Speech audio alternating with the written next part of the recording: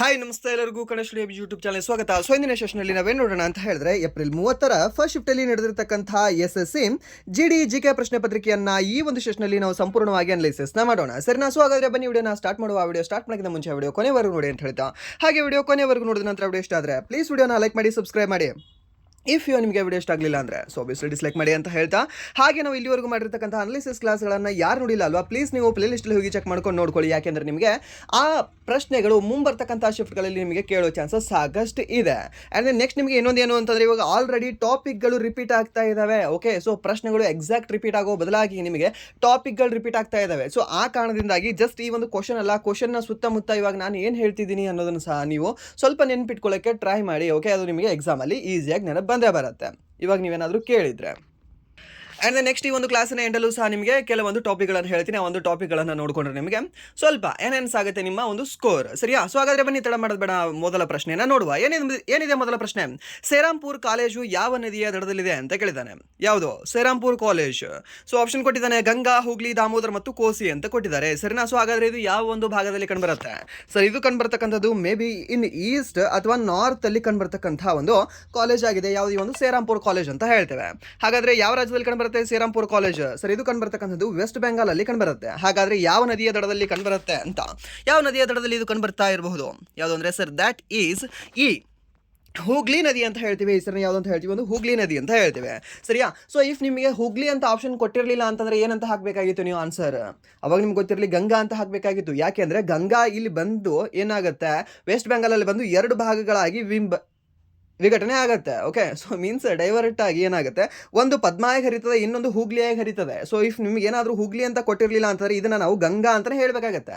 So ಅದಕ್ಕೆ ನೀವು ಗಂಗಾ ಅಂತ ಹೇಳ್ಬೋದಾಗಿತ್ತು. ಓಕೆ, ಅದು ನೆನ್ಪಿಟ್ಕೊಳ್ಳಿ. ಸೊ ಅತಿ ಎತ್ತರದ ಅಲೆಗಳನ್ನು ಹೊಂದಿರತಕ್ಕಂಥ ನಮ್ಮ ಭಾರತದ ಒಂದು ನದಿ ಯಾವುದು ಅಂದರೆ ಸರ್ ದ್ಯಾಟ್ ಈಸ್ ಒಂದು ಹುಗ್ಲಿ ನದಿ ಅಂತ ಹೇಳ್ತೀವಿ. ಆ್ಯಂಡ್ ದೆನ್ ನೆಕ್ಸ್ಟ್ ನಿಮಗೆ ಅಂಡರ್ ವಾಟರ್ ಮೆಟ್ರೋ ಮೊದಲು ಯಾವ ನದಿಯ ಕೆಳಗಡೆ ಸ್ಟಾರ್ಟ್ ಆಗಿದೆ ಅಂತ ಕೇಳ್ಬೋದು ನಿಮಗೆ. ಇದೇ ಒಂದು ಹುಗ್ಲಿ ನದಿ ಅಂತ ಹೇಳ್ತೇವೆ, ನೆನ್ಪಿಟ್ಕೊಳ್ಳಿ. ಇದು ಸಹ ನಿಮಗೆ ಕೇಳೋ ಚಾನ್ಸಸ್ ಇರುತ್ತೆ. ಆ್ಯಂಡ್ ದೆನ್ ನೆಕ್ಸ್ಟ್ ಈ ಒಂದು ನದಿಯ ಬಂದರನ್ನು ಹೊಂದಿರತಕ್ಕಂಥ ಒಂದು ನದಿ, ಅತಿ ದೊಡ್ಡ ನದಿ, ಈ ಒಂದು ಹುಗ್ಲಿ ನದಿ ಅಂತ ಹೇಳ್ತೀವಿ. ಇದನ್ನು ಸಹ ನೀವು ನೆನ್ಪಿಟ್ಕೊಳ್ಳಿ. ಓಕೆ, ಸೊ ನಿಮಗೆ ಕೇಳೋ ಚಾನ್ಸಸ್ ಇರುತ್ತೆ. ಹಾಗಾದರೆ ಇದರ ವಿಶೇಷತೆ ಏನಿದೆ? ಯಾಕೆ ಇದರ ಬಗ್ಗೆ ಕೇಳಿದ್ದಾನೆ? ಯಾವುದು? ಈ ಒಂದು ಸೇರಾಂಪುರ ಕಾಲೇಜ್. ಯಾಕೆ ಸರ್ ಇದು ನಮ್ಮ ಕಾಲೇಜ್ ಹೆಸರು ಕೇಳಿಲ್ಲ? ವಿಶ್ವೇಶ್ವರಯ್ಯ ಯೂನಿವರ್ಸಿಟಿ ಧಾರವಾಡ. ಸೊ ಇಲ್ಲ ಅಂತಂದರೆ ನಮ್ಮದು ಇದೇ ಧಾರವಾಡದಲ್ಲಿ ಕಂಡುಬರ್ತಕ್ಕಂಥ ಕೃಷಿ ಕಾಲೇಜ್ ಯಾಕೆ ಕೇಳಿಲ್ಲ ಅಂತ. ಓಕೆ, ಸೊ ಯಾಕೆ ಅಂತಂದರೆ ಅದು ನಮ್ಮ ಭಾರತೀಯರಿಂದ ಸ್ಥಾಪನೆ ಆಗಿದೆ, ಬಟ್ ಇದು ಬ್ರಿಟಿಷರಿಂದ ಸ್ಥಾಪನೆ ಆಗಿದೆ. ಯಾವುದು? ಈ ಒಂದು ಸೇರಾಂಪುರ ಕಾಲೇಜ್ ಅಂತ ಹೇಳ್ತೀವಿ. ಸೊ ಯಾರಿಂದ ಸ್ಥಾಪನೆ ಆಗಿದೆ? ಸರ್ ವಿಲಿಯಂ ಕ್ಯಾರಿ ಅಂತ ಹೇಳ್ತೀವಿ. ಸರ್ ಯಾರು? ಈ ಒಂದು ವಿಲಿಯಂ ಕ್ಯಾರೆ. ಓಕೆ, ಈ ವಿಲಿಯಂ ಕ್ಯಾರೆ ಅಂತಕ್ಕಂತಹ ವ್ಯಕ್ತಿ ಇದನ್ನು ಸ್ಥಾಪನೆ ಮಾಡ್ತಾನೆ. ಎಲ್ಲಿ? ಒಂದು ಸೇರಾಂಪುರ ಅಂತಕ್ಕಂತಹ ಒಂದು ಟೌನಲ್ಲಿ. ಹಾಗಾದರೆ ಇದು ಸ್ಥಾಪನೆ ಆಗಿರೋದವಾಗ ಎಲ್ಲ ಸರ್ 18, ಇನ್ನೊಂದು 18 ಬರೆದುಬಿಡಿ, ಸಿಂಪಲ್. ಓಕೆ, ಸೊ 1818ರಲ್ಲಿ ಒಂದು ಸೇರಾಂಪುರ್ ಕಾಲೇಜು ಸ್ಥಾಪನೆ ಆಗುತ್ತೆ. ಎಲ್ಲಿ ಸ್ಥಾಪನೆ ಆಗುತ್ತೆ ಸರ್? ಈ ಒಂದು ಸೇರಾಂಪುರಲ್ಲಿ ಅಂತ ಹೇಳ್ತೇವೆ. ಸರ್ ಇಲ್ಲಿ ಒಂದು ಸೇರಾಂಪುರ್ ಅಂತಕ್ಕಂತಹ ಒಂದು ಸಿಟಿಯಲ್ಲಿ ಇದು ಸ್ಥಾಪನೆ ಆಗುತ್ತೆ. ಓಕೆ, ಇದನ್ನು ನೆನ್ಪಿಟ್ಕೊಳ್ಳಿ. ಇದು ಸಹ ನಿಮ್ಗೆ ಕೇಳೋ ಚಾನ್ಸಸ್ ಇರುತ್ತೆ. ಆ್ಯಂಡ್ ದೆನ್ ನೆಕ್ಸ್ಟ್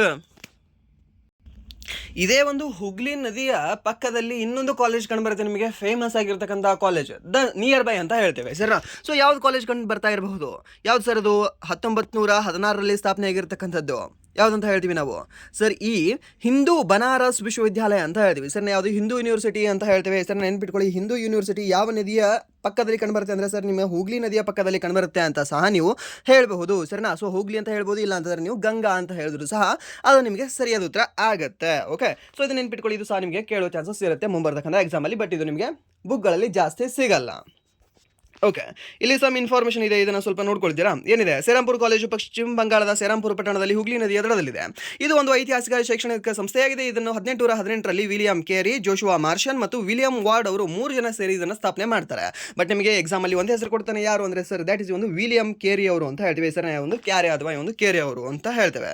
ಸೊ ಅದನ್ನು ನೆನ್ಪಿಟ್ಕೊಳ್ಳಿ. ಆ್ಯಂಡ್ ದೆನ್ ಇವರು ಕ್ರಿಶ್ಚಿಯನ್ ಮಿಷನರಿಗಳಾಗಿದ್ದರು ಮತ್ತು ಸೇರಾಂಪುರ್ ಟ್ರಿಯೋ ಎಂದು ಕರೆಯಲ್ಪಡುತ್ತಾರೆ. ಓಕೆ, ಈ ಒಂದು ಸೇರಾಂಪುರ್ನ ಟ್ರಯೋ ಅಂತ ಯಾರನ್ನ ಕರೆಯಲ್ಪಡ್ತಾರೆ ಅಂತ ಕೇಳ್ಬೋದು ನಿಮಗೆ. ಅವಾಗ ನೀವು ಹೇಳಬೇಕು ಇರ್ತಕ್ಕಂಥ 3 ಹೆಸರು ಯಾವುದು ಅಂದರೆ ಸರ್ ವಿಲಿಯಂ ಕ್ಯಾರೆ, ಆ್ಯಂಡ್ ದೆನ್ ಈ ಒಂದು ಮಾರ್ಚ್ಮನ್, ಆ್ಯಂಡ್ ದೆನ್ ನೆಕ್ಸ್ಟ್ ಈ ಒಂದು ವಾರ್ಡ್ ಅಂತ ಹೇಳ್ತೇವೆ. ಸರಿನಾ? ಸೊ ಇವ್ರ ಹೆಸರನ್ನ ಸ್ವಲ್ಪ ನೀವು ನೆನ್ಪಿಟ್ಕೊಂಡ್ರೆ ಸಾಕು. ಆ್ಯಂಡ್ ದೆನ್ ನೆಕ್ಸ್ಟ್ ಓಕೆ, ಈ ಒಂದು ಸೆರಾಂಪುರ್ ಕಾಲೇಜ್ 1718ರಲ್ಲಿ ಸೆರಾಂಪುರ್ ಟ್ರಿಯೋ ಸ್ಥಾಪಿಸಿತು. ಅಂಡ್ ನೆಕ್ಸ್ಟ್ ಇದು 1827ರಲ್ಲಿ ಡೆನ್ಮಾರ್ಕ್ ರಾಜ ಫೆಡರಿಕ್ 6ರಿಂದ ರಾಯಲ್ ಚಾರ್ಟರ್ ಪಡೆಯಿತು. ಓಕೆ, ಇದು ಒಂದು ಪಾಯಿಂಟ್ ನೆನಪಿಟ್ಕೊಳ್ಳಿ ಇಲ್ಲಿ. ಓಕೆ, ಸೊ ಯಾರಿಂದ ಅಂದರೆ ಡೆನ್ಮಾರ್ಕ್ ರಾಜನಿಂದ ಇದು ಡೆನ್ಮಾರ್ಕ್ನ ಫೆಡರಿಕ್ 6ನೇ ರಾಜನಿಂದ ಈ ರಾಯಲ್ ಚಾರ್ಟರ್ ಪಡಿತದೆ. ಇದು ಯಾವುದು, ಈ ಒಂದು ಸೆರಾಂಪುರ್ ಅಂತಕ್ಕಂತಹ ಒಂದು ಕಾಲೇಜ್ ನೆನಪಿಟ್ಕೊಳ್ಳಿ. ಅಂಡ್ ನೆಕ್ಸ್ಟ್ ಈ ವಿಲಿಯಂ ಕೇರಿ ಅವ್ರನ್ನ ನಾವೇನಂತ ಹೇಳ್ತೀವಿ ಅಂದರೆ ಆಧುನಿಕ ಮಿಷನ್ಗಳ ಪಿತಾಮಹ ಅಂತ ಹೇಳ್ತೀವಿ. ಸರ್, ಈ ಒಂದು ಮಿಷನರಿಗಳ ಪಿತಾಮಹ ಅಂತ ಹೇಳ್ತೀವಿ ನಮ್ಮ ಕನ್ನಡದಲ್ಲಿ. ಸೊ ನೆನಪಿಟ್ಕೊಳ್ಳಿ. ಅಂಡ್ ನೆಕ್ಸ್ಟ್ ಪ್ರಶ್ನೆ, ಎರಡನೇ ಪ್ರಶ್ನೆ, ಮಾಂಡು ಹಬ್ಬವನ್ನು ಪ್ರಾಥಮಿಕವಾಗಿ ಭಾರತದ ಯಾವ ರಾಜ್ಯದಲ್ಲಿ ಆಚರಿಸಲಾಗ್ತದೆ ಅಂತ ಕೇಳಿದಾನೆ. ಯಾವುದು? ರಾಜಸ್ಥಾನ, ಮಧ್ಯಪ್ರದೇಶ, ಉತ್ತರ ಪ್ರದೇಶ ಮತ್ತು ಗುಜರಾತ್. ಸೊ ಯಾವ್ದಾಗುತ್ತೆ ಇದಕ್ಕೆ ಸರಿ ಉತ್ತರ ಹೇಳ್ಬಹುದಾ? ಯಾವ್ದಾಗುತ್ತೆ ಇದಕ್ಕೆ? ಯಾವುದು ಅಂದರೆ sir that is none other than M for Mandu, M for Madhya Pradesh ಅಂತ ಹೇಳ್ತೀವಿ. ಸರ್ ಏನಂತ ಹೇಳ್ತೀವಿ? ಈ ಒಂದು M for Mandu, M for Madhya Pradesh ಅಂತ ಹೇಳ್ತೀವಿ. ಈ ಒಂದು ಮಾಂಡು ಅಂತಕ್ಕಂತಹ, ನಿಮಗೆ ಗೊತ್ತಿರಲಿ, ಕನ್ಫ್ಯೂಷನ್ ಆಗಬೇಡಿ. ಏನು ಕನ್ಫ್ಯೂಷನ್ ಆಗಬೇಡಿ. ಮಾಂಡು ಅಂತಕ್ಕಂಥ ಒಂದು ನಿಮ್ಮ ಸಿಂಧೂ ನಾಗರಿಕತೆಯ ತಾಣ ಕಂಡುಬರೋದು ಜಮ್ಮು ಕಾಶ್ಮೀರದಲ್ಲಿ. ಬಟ್ ಮಾಂಡು ಹಬ್ಬ ಕಂಡುಬರೋದು ನಿಮಗೆ ಎಲ್ಲಿ ಅಂದರೆ ಸರ್ ಮಧ್ಯಪ್ರದೇಶದಲ್ಲಿ. ಓಕೆ, ಸೊ ನಿಮಗೆ ಹೇಳಿದ್ದೆ ಅಲ್ವಾ, ಒಂದು ಶಿಫ್ಟಲ್ಲಿ ಬಂದಿತ್ತು ಕ್ವಶನ್, ಯಾವುದು ಈ ಉತ್ತರದ ತುತ್ತ ತುದಿ ಕಂಡುಬರ್ತಕ್ಕಂಥದ್ದು ಯಾವ ಒಂದು ರಾಜ್ಯದಲ್ಲಿ ಅಂತ ಸರ್ನಾ. ಸೊ ಯಾವುದು? ಒಂದು ಸಿಂಧೂ ನಾಗರಿಕತೆಯ ಉತ್ತರದ ತುತ್ತ ತುದಿ ಯಾವುದಾಗಿದೆ ಸರಿ? ಒಂದು ಮಾಂಡು ಅಂತ ಹೇಳ್ತೀವಿ. ಹಾಗಾದರೆ ಪೂರ್ವದ ತುತ್ತ ತುದಿ ಆಲಂಗೀರ್ಪುರ ಅಂತ ಹೇಳ್ತೀವಿ. ಆ್ಯಂಡ್ ದೆನ್ ದಕ್ಷಿಣದ ತುತ್ತ ತುದಿ ದೈಮಾಬಾದ್ ಅಂತ ಹೇಳ್ತೀವಿ. ಆ್ಯಂಡ್ ದೆನ್ ಪೂರ್ವದ ತುತ್ತ ತುದಿ ಸರ್ ದ್ಯಾಟ್ ಈಸ್ ಈ ಒಂದು ಸುಕ್ತಾ ಜಂಡರ್ ಅಂತ ಹೇಳ್ತೇವೆ. ಇದು ಪಾಕಿಸ್ತಾನದಲ್ಲಿದೆ, ಇದು ಮಹಾರಾಷ್ಟ್ರದಲ್ಲಿದೆ, ಆ್ಯಂಡ್ ದೆನ್ ಇದು ಉತ್ತರ ಪ್ರದೇಶದಲ್ಲಿದೆ, ಆ್ಯಂಡ್ ದೆನ್ ನೆಕ್ಸ್ಟ್ ಇದು ಜಮ್ಮು ಕಾಶ್ಮೀರದಲ್ಲಿದೆ. ಅದಕ್ಕೆ ಕನ್ಫ್ಯೂಷನ್ ಮಾಡ್ಕೊಳ್ಳೋಕೆ ಹೋಗಬೇಡಿ. ಇದು 4 ನೆನಪಿಟ್ಕೊಳ್ಳಿ, ಯಾಕಂದರೆ ಇದು ನಿಮಗೆ ಕೇಳ್ತಾನೆ. ಆ್ಯಂಡ್ ನೆಕ್ಸ್ಟ್ ಇಲ್ಲಿ ನಾವು ಬರೋದಾದರೆ ಮಾಂಡು ಹಬ್ಬವನ್ನು ಆಚರಣೆ ಮಾಡ್ತಕ್ಕಂಥದ್ದು ಈ ಒಂದು ಮಧ್ಯಪ್ರದೇಶ ಅಂತ ಹೇಳ್ತೀವಿ. ಎಲ್ಲಿ ಆಚರಣೆ ಮಾಡ್ತೀವಿ? ಈ ಒಂದು ಮಧ್ಯಪ್ರದೇಶದಲ್ಲಿ ಆಚರಣೆ ಮಾಡ್ತೀವಿ. M for Mandu, M for Madhya Pradesh ಅಂತ ನೆನಪಿಟ್ಕೊಳ್ಳಿ, ಈಸಿಯಾಗಿ ನೆನಪಿಳಿತದೆ. ಆ್ಯಂಡ್ ನೆಕ್ಸ್ಟ್ ಈ ಒಂದು ಕಾಲ್ಬೇಲಿಯಾ ಆಚರಣೆ ಮಾಡ್ತಕ್ಕಂಥದ್ದು ಯಾವ ರಾಜ್ಯದಲ್ಲಿ? ಸರಿ, ಒಂದು ರಾಜಸ್ಥಾನದಲ್ಲಿ ಕಾಲ್ಬೇಲಿಯಾ ಅಂತ ಹೇಳ್ತೇವೆ.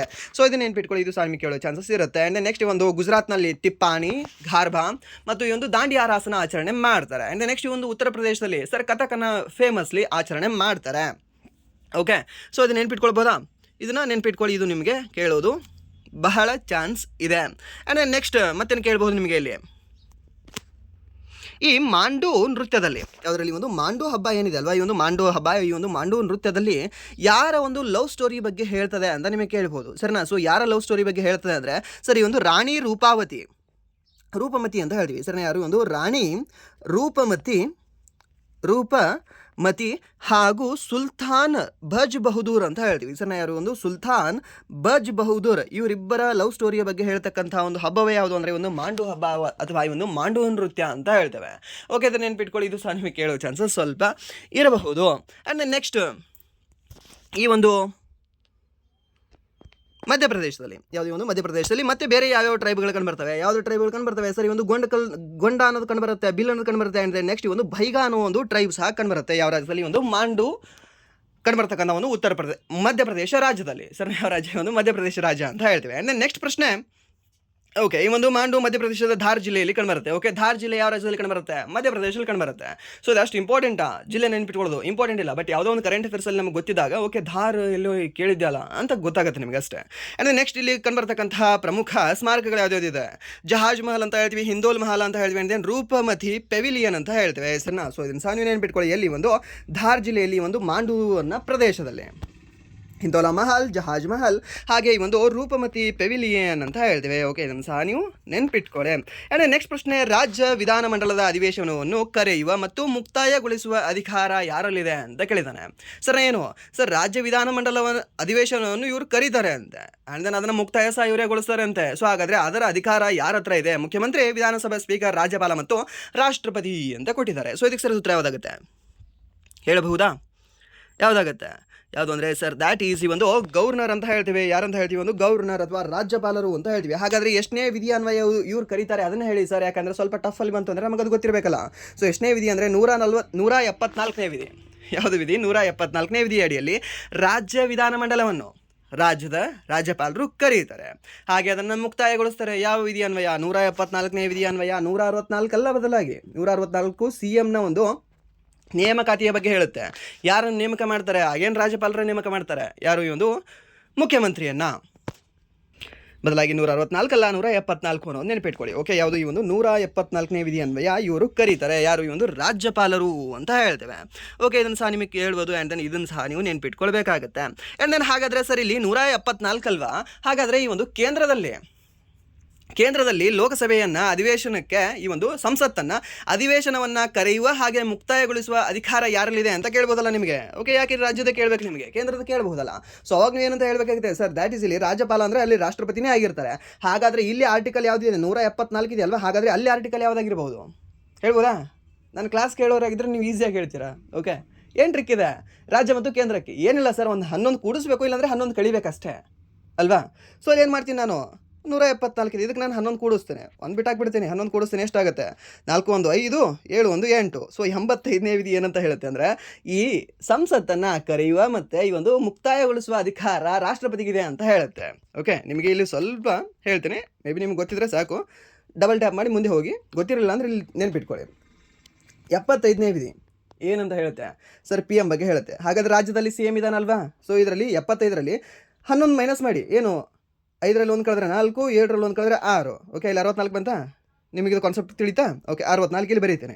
ಸೊ 64 ನನಗೆ ಬರೆಯೋಕ್ಕೆ ಇಷ್ಟ ಇಲ್ಲ, ಸುಮ್ಮನೆ ಒಂದು ಹಾಕೊಳ್ತೀನಿ ಅಷ್ಟೇ, ಅಷ್ಟೇ. ಓಕೆ, ಸೊ ಇಲ್ಲಿ ಇದು ಏನಂತ ಹೇಳುತ್ತೆ, ಸಿ ಎಮ್ ಬಗ್ಗೆ ಹೇಳುತ್ತೆ. ಆ್ಯಂಡ್ ನೆಕ್ಸ್ಟ್ ಇಲ್ಲಿ 74ನೇ ವಿಧಿ ಏನಂತ ಹೇಳುತ್ತೆ, ಕೌನ್ಸಿಲ್ ಆಫ್ ಮಿನಿಸ್ಟರ್ ಬಗ್ಗೆ ಹೇಳುತ್ತೆ. ಎಲ್ಲಿ ಒಂದು ಕೇಂದ್ರದಲ್ಲಿ ಮಂತ್ರಿಮಂಡಲದ ಬಗ್ಗೆ ಹೇಳ್ತಕ್ಕಂಥ ವಿಧಿ ಈ ಒಂದು 74. ಇದರಲ್ಲಿ 11 ಮೈನಸ್ ಮಾಡಿ ಎಷ್ಟು ಬರುತ್ತೆ ನಿಮಗೆ? 63 ಬರುತ್ತಾ?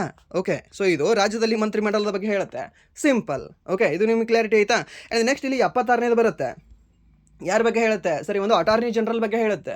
ಓಕೆ, ಸೊ ಇಲ್ಲಿ ಮತ್ತೆ 11 ಮೈನಸ್ ಮಾಡಿ ಎಷ್ಟು ಬರುತ್ತೆ ನಿಮಗೆ? ಸರಿ, ಇಲ್ಲಿ 65 ಬರುತ್ತೆ ಅಲ್ವಾ? ಓಕೆ, 65 ಬರುತ್ತೆ. ಸೊ ಇಲ್ಲಿ ಒಂದೊಂದು ಹಾಕೊಳ್ತೀನಿ ನಾನು. ಸೊ ಇದು ಅಡ್ವೊಕೇಟ್ ಜನರಲ್ ಬಗ್ಗೆ ಹೇಳುತ್ತೆ, ನೆನಪುಳಿತದಾ? ಆ್ಯಂಡ್ ನೆಕ್ಸ್ಟ್ ಇವಾಗಲೇ ನಿಮಗೆ ಇನ್ನೊಂದು ಹೇಳಿದೆ, ಯಾವುದು 174ರಲ್ಲೂ ಸಹ ನಿಮಗೆ ಅದನ್ನೇ ಹೇಳಿದೆ ನಾನು ನಿಮಗೆ. 174ರಲ್ಲಿ ಇಲ್ಲಿ 11 ನಾನು ಕೂಡಿಸ್ಬೇಕಾಗಿತ್ತು. ಓಕೆ, ಏನು ಮಾಡಬೇಕಿತ್ತು? ಕೂಡಿಸ್ಬೇಕಾಗಿತ್ತು ಇಲ್ಲಿ. ಸೊ ಇಲ್ಲಿ ಕೂಡಿಸಿದಾಗ ಅಲ್ಲಿ ಏನು ಬರುತ್ತೆ ಸರ್? 5 ಬರುತ್ತೆ, ಇಲ್ಲಿ 8 ಬರುತ್ತೆ. ಓಕೆ, 85 ಆಯಿತು. So simple. ಈ ರೀತಿ ನೀವು ನೆನ್ಪಿಟ್ಕೊಂಡ್ರೆ ಕನ್ಫ್ಯೂಸ್ ಆಗಲ್ಲ. ಓಕೆ, ನಿಮ್ಗೆ ನೆನ್ಪಿಟ್ಕೊಳ್ಳೋಕ್ಕೆ ಬೇರೆ ಬೇರೆ ಸಾವಿರಾರು ಮಾರ್ಗಗಳಿದ್ದಾವೆ. ಬಟ್ ಈ ರೀತಿ ನಾನು ಲಿಂಕ್ ಮಾಡಿಕೊಂಡು ಒಂದಕ್ಕೊಂದು ನಾನು ಕನೆಕ್ಟ್ ಇಟ್ಕೊಂಡು ಡಾಟ್ಗಳನ್ನು ಕನೆಕ್ಟ್ ಮಾಡಿಕೊಂಡ್ರೆ ನನಗೆ ಈಸಿಯಾಗಿ ನೆನಪುಳಿತದೆ. ಓಕೆ, ನನಗಂತಲ್ಲ, ಆಲ್ಮೋಸ್ಟ್ ಎಲ್ಲ ಬ್ರೈನ್ಗಳಿಗೂ ಸಹ ಈಸಿಯಾಗಿ ನೆನಪುಳಿತದೆ. ಸೊ ಕನ್ಫ್ಯೂಷನ್ ಆಗಲ್ಲ ಸ್ಪೆಷಲಿ. ಸೊ ಅದಕ್ಕೆ ನೀವು ಈ ಟ್ರಿಕ್ನ ಬಳಸಬಹುದು. ಓಕೆ, ಆ್ಯಂಡ್ ದೆನ್ ನೆಕ್ಸ್ಟ್ ಮತ್ತೇನು ಕೇಳಬಹುದು ನಿಮಗೆ, ಈ ಅಧಿವೇಶನವನ್ನು ಕರೀತಾರಲ್ವಾ, ಸೊ ಎಷ್ಟು ತಿಂಗಳ ಒಂದು ದಾಟದಂತೆ ಇದು ನೆಕ್ಸ್ಟ್ ಅಧಿವೇಶನ ಕರಿಬಹುದು. ಓಕೆ, ಸೊ ವರ್ಷದಲ್ಲಿ ಎಷ್ಟು ಅಧಿವೇಶನಗಳು ಕರಿಬಹುದು ಅಂತಂದರೆ ಸರ್, ನೀವು 2 ಅಧಿವೇಶನಗಳನ್ನು ಕನಿಷ್ಠ ಕರೆಯಬೇಕು ಅಂತ ಹೇಳುತ್ತೆ ಸರಿನಾ. ಸೊ ನಮ್ಮ ರಾಜ್ಯದಲ್ಲಿ ಅಂದರೆ ನಮ್ಮ ದೇಶದಲ್ಲಿ ಟೋಟಲಿ 3 ಅಧಿವೇಶನಗಳನ್ನು ಕರೀತಾರೆ. ಓಕೆ, ಮಾತೇ ಇಲ್ಲ. ಬಟ್ ಕನಿಷ್ಠ ಅಂದರೂ ಸಹ 2 ಅಧಿವೇಶನಗಳನ್ನು ಕರೀಲೇಬೇಕು. ಮೀನ್ಸ್ 6 ತಿಂಗಳಿಗೊಮ್ಮೆ, 6 ತಿಂಗಳ ನಡುವೆ ಗ್ಯಾಪ್ ಇಟ್ಕೊಂಡು ಒಟ್ಟಿನಲ್ಲಿ 6 ತಿಂಗಳಿಗೊಮ್ಮೆ ನೀವು ಕರಿಬೇಕು ಅಂತ ಹೇಳುತ್ತೆ ಏನು, ಈ ಒಂದು ಅಧಿವೇಶನವನ್ನು. ನೆನ್ಪಿಟ್ಕೊಳ್ಳಿದನ್ನ. ಓಕೆ, ಇದು ಸಹ ನಿಮಗೆ ಕೇಳುವ ಚಾನ್ಸಸ್ ಇದೆ, ಸಾಕಷ್ಟು ಇದೆ. ಆ್ಯಂಡ್ ದೆನ್ ನೆಕ್ಸ್ಟ್ ಪ್ರಶ್ನೆ, ಈ ಭಾರತದಲ್ಲಿ ಬಿಳಿ ಕ್ರಾಂತಿಯ ಜನಕ ಎಂದು ಯಾರನ್ನು ಕರೆಯಲಾಗ್ತದೆ ಅಂತ. ಸರ್, ಯಾರನ್ನು ಕರೆಯಲಾಗ್ತದೆ ಸರ್? ಇದನ್ನು ಎಂ ಎಸ್ ಸ್ವಾಮಿನಾಥನ್ ಇವರನ್ನು ನಾವು ಹಸಿರು ಕ್ರಾಂತಿಯ ಪಿತಾಮಹ ಅಂತ ಹೇಳ್ತೀವಿ sir. And then next Varghese Kurien ಇವರನ್ನು ನಾವು ಬಿಳಿ ಕ್ರಾಂತಿಯ ಪಿತಾಮಹ ಅಂತ ಹೇಳ್ತೀವಿ. ಆ್ಯಂಡ್ ದೆನ್ ಜವಾಹರ್ಲಾಲ್ ನೆಹರು ಅವರನ್ನು ಏನೂ ಸಹ ಹೇಳಲ್ಲ. ಆ್ಯಂಡ್ ದೆನ್ ತ್ರಿಭುವನ್ ದಾಸ್ ಪಟೇಲ್ ಅವರನ್ನು ಇವರನ್ನು ಸಹ ನಾವು ಏನು ಅಂತ ಹೇಳಲ್ಲ. ಬಟ್ ಇಲ್ಲಿ ನಿಮಗೆ ಇನ್ನೊಂದು ಸಹ ಗೊತ್ತಿರಲಿ, ಯಾರು ಅಂತಂದರೆ ಈ ಒಂದು ರಜತ ಕ್ರಾಂತಿಯ ಪಿತಾಮಹ ಅಂತ ಹೇಳ್ತೇವೆ ಸರ್ನ. ಯಾರು? ಈ ಒಂದು ರಜತ ಕ್ರಾಂತಿಯ ಪಿತಾಮಹ ಅಥವಾ ಈ ಒಂದು ಮೊಟ್ಟೆ ಕ್ರಾಂತಿಯ ಪಿತಾಮಹ ಅಂತ. ಸೊ ಯಾರು ಅಂದರೆ ಸರ್, ದ್ಯಾಟ್ ಈಸ್ ಒಂದು ಇಂದಿರಾ ಗಾಂಧಿ ಅವರು ಅಂತ ಹೇಳ್ತೇವೆ. ಯಾರು? ಒಂದು ಇಂದಿರಾ ಗಾಂಧಿ. ಹಾಗೆ ಒಂದು ಕಂದು ಕಾಂತಿಯ ಪಿತಾಮಹ, ಕಂದು ಕಾಂತಿಯ ಪಿತಾಮಹ ಯಾರು ಸರ್? ಈ ಚೌಧರಿ ಅವರು ಅಂತ ಹೇಳ್ತೀವಿ ಸರ್ನ. ಸೊ ಅವ್ರನ್ನ ಸಹ ನೀವು ನೆನ್ಪಿಟ್ಕೊಳ್ಳಿ. ಆ್ಯಂಡ್ ದೆನ್ ನೆಕ್ಸ್ಟ್ ಮತ್ತೆ ಯಾವುದು ಅಂತ ಹೇಳ್ಬೋದು, ಈ ಒಂದು ಗೋಲ್ಡನ್ ಕ್ರಾಂತಿಯ ಪಿತಾಮಹ. ಓಕೆ, ಸೊ ಈ ಒಂದು ಗೋಲ್ಡನ್ ಕ್ರಾಂತಿ ಕೇಳ್ಬೋದು ನಿಮಗೆ. ಯಾವುದು? ಗೋಲ್ಡನ್ ಕ್ರಾಂತಿ ಅಥವಾ ಸುವರ್ಣ ಕ್ರಾಂತಿ ಅಂತ ಹೇಳ್ತೀವಿ. ಸೊ ಅದ್ರದ್ದು ಯಾರು ಅಂದರೆ ಈ ಒಂದು ನೀಪ್ಯಾಕ್ ಟ್ಯೂಟೇಜ್ ಅಂತ ಬರ್ತಾರೆ ಸರ್ನ. ಯಾರು ಬರ್ತಾರೆ? ನೀಪ್ಯಾಕ್ ಟ್ಯೂಟೇಜ್ ಅಂತ ಬರ್ತಾರೆ. ಸೊ ಅವ್ರನ್ನ ಸಹ ನೀವು ನೆನ್ಪಿಟ್ಕೊಳ್ಳಿ, ಅದು ಸಹ ನಿಮಗೆ ಕೇಳೋ ಚಾನ್ಸಸ್ ಇರುತ್ತೆ. ಆ್ಯಂಡ್ ನೆಕ್ಸ್ಟ್ ಈ ವರ್ಗೀಸ್ ಕುರಿಯನ್ ಏನಿದಾರಲ್ವಾ, ಇವರು ಒಂದು ಮಿಲ್ಕ್ ಡೈರಿಯನ್ನು ಓಪನ್ ಮಾಡ್ತಾರೆ. ಯಾವ ಒಂದು ಮಿಲ್ಕ್ ಡೈರಿಯನ್ನು ಓಪನ್ ಮಾಡ್ತಾರೆ ಸರ್? ಅಮೂಲ್ ಅನ್ನೋದನ್ನು ಓಪನ್ ಮಾಡ್ತಾರೆ. ಅಮೂಲ್ ಫುಲ್ ಫಾರ್ಮ್ ಏನು? ಅಮೂಲ್ ಅನ್ನೋದು ಹುಡುಗಿ ಹೆಸರಲ್ಲ. ಓಕೆ, ಅಮೂಲ್ಯ ಅಲ್ಲ, ಇದು ಅಮೂಲ್ ಅಂದ್ರೆ ಏನು?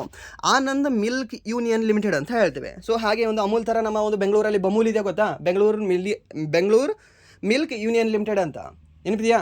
ಸೊ ಆ ಒಂದು ಬಮೂಲ್ ರೀಸೆಂಟ್ಲಿ ಈ ತಿರುಪತಿಗೆ ಲಾಡುಗೆ ಬೇಕಾಗಿರ್ತಕ್ಕಂಥ ತುಪ್ಪವನ್ನು ಸಪ್ಲೈ ಮಾಡ್ತಿದೆ. ಸೊ ಅದಕ್ಕೆ ಅದನ್ನು ನೆನ್ಪಿಟ್ಕೊಳ್ಳಿ, ಯಾಕಂದರೆ ಕೇಳ್ಬೋದು ನಿಮಗೆ. ರೀಸೆಂಟಾಗಿ ಒಪ್ಪಂದ ಮಾಡ್ಕೊಂಡಿದ್ದಾರೆ. ಓಕೆ, ಸೊ ಅಲ್ಲಿ ಬಿಟ್ಟಾಕ್ಬಿಡಿ, ಇಲ್ಲಿ ಅಮೂಲ್ಗೆ ಬನ್ನಿ ರಿಟರ್ನ್ ಇಲ್ಲಿ. ಸೊ ಈ ಒಂದು ಅಮೂಲ್ ಸ್ಥಾಪನೆ ಆಗಿದ್ದು ಯಾವಾಗ ಅಂತ. ಓಕೆ, ಇದು ಸ್ಥಾಪನೆ ಆಗಿರೋದು ಯಾವಾಗ ಅಂತಂದರೆ ಸರ್, ದ್ಯಾಟ್ ಈಸ್ ಇನ್ 1946ರಲ್ಲಿ. ಯಾವಾಗ? 1946ರಲ್ಲಿ. ಆ್ಯಂಡ್ ನೆಕ್ಸ್ಟ್ ಇದು ನ್ಯಾಷನಲ್ ಡೈರಿ ಡೆವಲಪ್ಮೆಂಟ್ ಬೋರ್ಡಲ್ಲಿ ಸೇರ್ಪಡೆ ಆಗುತ್ತೆ ಸರಿನಾ. ಸೊ ಅದು ಯಾವಾಗ ಸರ್? 1965 ಅಂತ ಹೇಳ್ತೇವೆ. ಬಟ್ ನೀವು ಇಲ್ಲಿ ನೆನ್ಪಿಟ್ಕೊಳ್ಬೇಕಾಗಿರ್ತಕ್ಕಂಥದ್ದು 2 ಡೇಟ್ ನೆನ್ಪಿಟ್ಕೊಳ್ಳಿ, 1946 ಆ್ಯಂಡ್ ದೆನ್ 1965.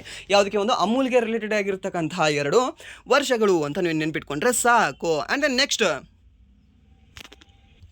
ಬ್ಲೂ ರೆವಲ್ಯೂಷನ್ ಅಂತ ಬರುತ್ತೆ, ಅದು ಇದಕ್ಕೆ ಸಂಬಂಧಪಟ್ಟಿದೆ ಸರ್. ಫಿಶ್ಗಳಿಗೆ ಸಂಬಂಧಪಟ್ಟಿದೆ. ಯೆಲ್ಲೋ ರೆವಲ್ಯೂಷನ್ ಬರುತ್ತೆ, ಯಾವುದಕ್ಕೆ ಸಂಬಂಧಪಟ್ಟಿದೆ ಸರ್? ಒಂದು ಆಯಿಲಿಗೆ ಸಂಬಂಧಪಟ್ಟಿದೆ. ಆ್ಯಂಡ್ ದೆನ್ ನೆಕ್ಸ್ಟ್ ಈ ಒಂದು ಗೋಲ್ಡನ್ ರೆವಲ್ಯೂಷನ್ ಬಂದಿದೆ, ಅದು ಇದಕ್ಕೆ ಸಂಬಂಧಪಟ್ಟಿದೆ ಸರ್. ಈ ಒಂದು ಹಣ್ಣುಗಳಿಗೆ ಮತ್ತು ಒಂದು ಹಾರ್ಟಿಕಲ್ಚರ್ಗೆ ಅಂತ ಹೇಳ್ತೇವೆ. ಅದನ್ನ ನೆನ್ಪಿಟ್ಕೊಳ್ಬೋದಾ? ಈಸಿಯಾಗಿ ನೆನ್ಪಿಡ್ತು. ಈ ಒಂದು ಕಾನ್ಸೆಪ್ಟ್ ಏನಿಲ್ಲ, ಇದು ಟಫ್ ಇಲ್ಲ, ಇದು ಈಸಿ, ನಿಮಗೆ 2 ಮಾರ್ಕ್ಸ್ ಬರುತ್ತೆ. ಆ್ಯಂಡ್ ದೆನ್ ನೆಕ್ಸ್ಟ್ ಪ್ರಶ್ನೆ, ಓಕೆ ಇಲ್ಲಿದೆ ನೋಡಿ ಎಲ್ಲ ಇನ್ಫಾರ್ಮೇಷನ್.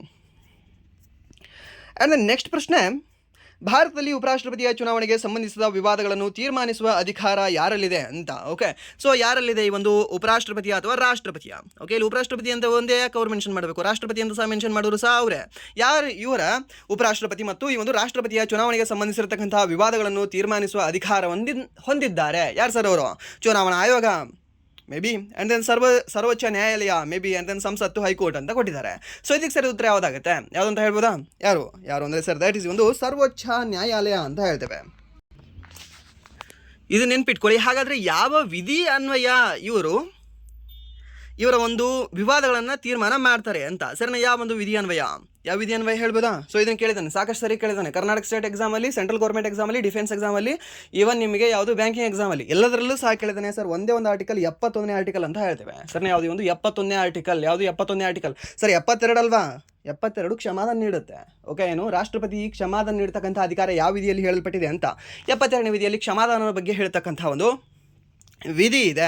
ಸೊ ಇಲ್ಲಿ ಏನಿದೆ ಸರ್, ಇದು ವಿವಾದಗಳು ಸಂಬಂಧಪಟ್ಟಿದೆ. ಸೊ ವಿವಾದಗಳು ಅಂತಂದರೆ ಅದನ್ನು ಸರ್ವೋಚ್ಚ ನ್ಯಾಯಾಲಯವೇ ತೀರ್ಮಾನ ಮಾಡುತ್ತೆ. ಸೊ ಅದನ್ನು ನಾವು 71ನೇ ವಿಧಿಯಲ್ಲಿ ಹೇಳಲ್ಪಟ್ಟಿದೆ ಅಂತ ಹೇಳಿದ್ದೇವೆ. ಸರ್ ಯಾವ ವಿಧಿ? ಒಂದು 71ನೇ ವಿಧಿಯ ಅಡಿಯಲ್ಲಿ. ಓಕೆ, ಇದನ್ನು ನೆನ್ಪಿಟ್ಕೊಳ್ಳಿ.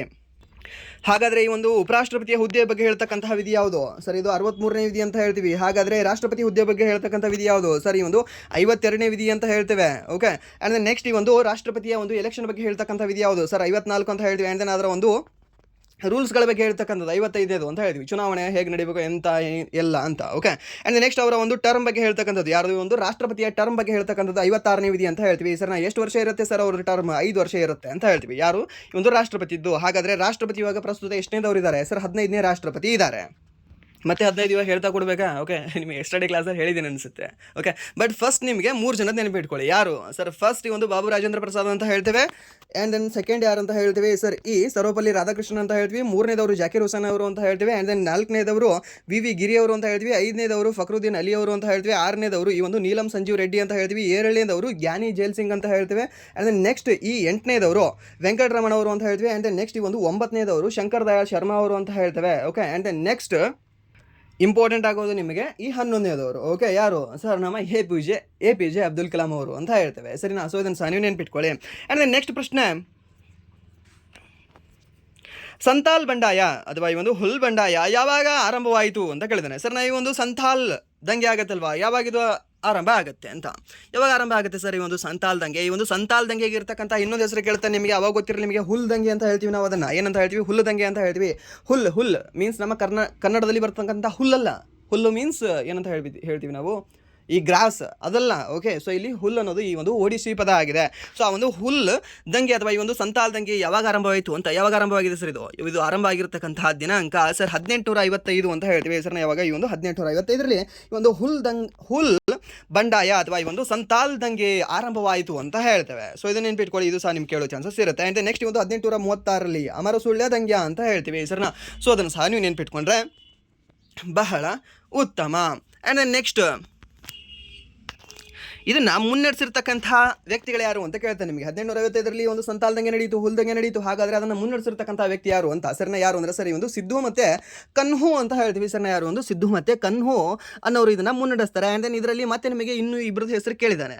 ಯಾರಂತ ಹೇಳ್ತೀವಿ ಸರ್? ಒಂದು ಚಾಂದ್ ಅಂತ ಹೇಳ್ತೀವಿ. ಆ್ಯಂಡ್ ದೆನ್ ಇನ್ನೊಂದು ಭೈರವ ಅಂತ ಹೇಳ್ತೀವಿ. ಸರ್ನ ಯಾರು? ಒಂದು ಚಾಂದ್ ಮತ್ತು ಭೈರವ ಅವರು ಸಹ ಈ ಒಂದು ದಂಗೆಯಲ್ಲಿ ಪ್ರಮುಖ ಪಾತ್ರವನ್ನು ವಹಿಸಿದರು ಅಂತ ಹೇಳ್ತೇವೆ. ಓಕೆ, ಏನು ಪ್ರಮುಖ ಪಾತ್ರವನ್ನು ವಹಿಸಿದ್ರು? ಯಾರು? ಒಂದು ಚಾಂದ್ ಮತ್ತು ಭೈರವ್ ಅಂತಕ್ಕಂಥ ವ್ಯಕ್ತಿಗಳು. ಓಕೆ, ಸೊ ಇದು ಗೊತ್ತಿದ್ರೆ ನಿಮಗೆ ಬಹಳ ಉತ್ತಮ.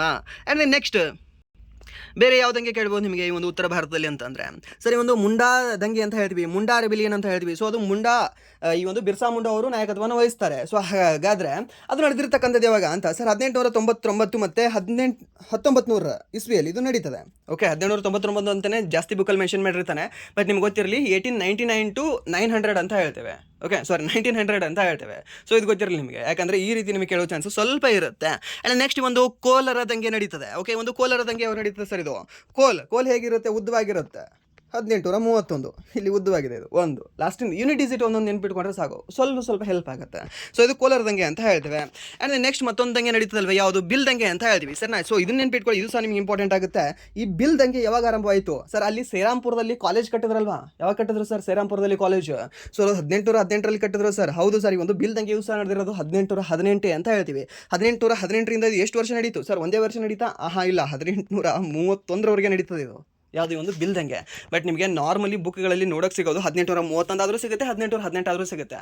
ಬಟ್ ಎರಡೂ ಸಹ ನೆನ್ಪಿಟ್ಕೊಳ್ಳಿ, 1818ರಿಂದ 1831ರವರೆಗೆ ಈ ಒಂದು ಬಿಲ್ ದಂಗೆ ನಡೆಯಿತು ಅಂತ. ಯಾವುದಂಗೆ ಸರ್? ದ್ಯಾಟ್ ಈಸ್ ಒಂದು ಬಿಲ್ ದಂಗೆ ಅಂತ ಹೇಳ್ತೇವೆ. ಆ್ಯಂಡ್ ನೆಕ್ಸ್ಟ್ ಪ್ರಶ್ನೆ, ಪೊಲೀಸರು ಯಾವುದೇ ವ್ಯಕ್ತಿಯನ್ನು ಪ್ರಶ್ನಿಸಲು ಅಥವಾ ಹೇಳಿಕೆ ನೀಡಲು ಠಾಣೆಗೆ ಹಾಜರಾಗಲು ಕಳುಹಿಸುವ ಔಪಚಾರಿಕ ದಾಖಲೆಯನ್ನು ಏನೆಂದು ಕರೆಯುತ್ತಾರೆ? ಮದುವೆಯ ಮಮತೆಯ ಕರೆಯೋಲೆ ಎಂದು ಕರೆಯುತ್ತಾರೆ. ಹೌದಾ? ಇಲ್ಲ. ಸೊ ಯಾವುದು ಏನಂತ ಹೇಳ್ತೀವಿ ನಾವು? ಸಮನ್ಸ್ ಅಂತ ಹೇಳ್ತೇವೆ. ಓಕೆ. ಸೊ ಮೀನ್ಸ್ ನಿಮಗೆ ಕ್ವಶನ್ ಕೇಳ್ತೀನಿ, ಸುಮ್ಮನೆ ಬಾ ಅಂತ ಹೇಳಿದ್ರೆ ಅದನ್ನು ನಾವು ಸಮನ್ಸ್ ಅಂತ ಹೇಳ್ತೀವಿ.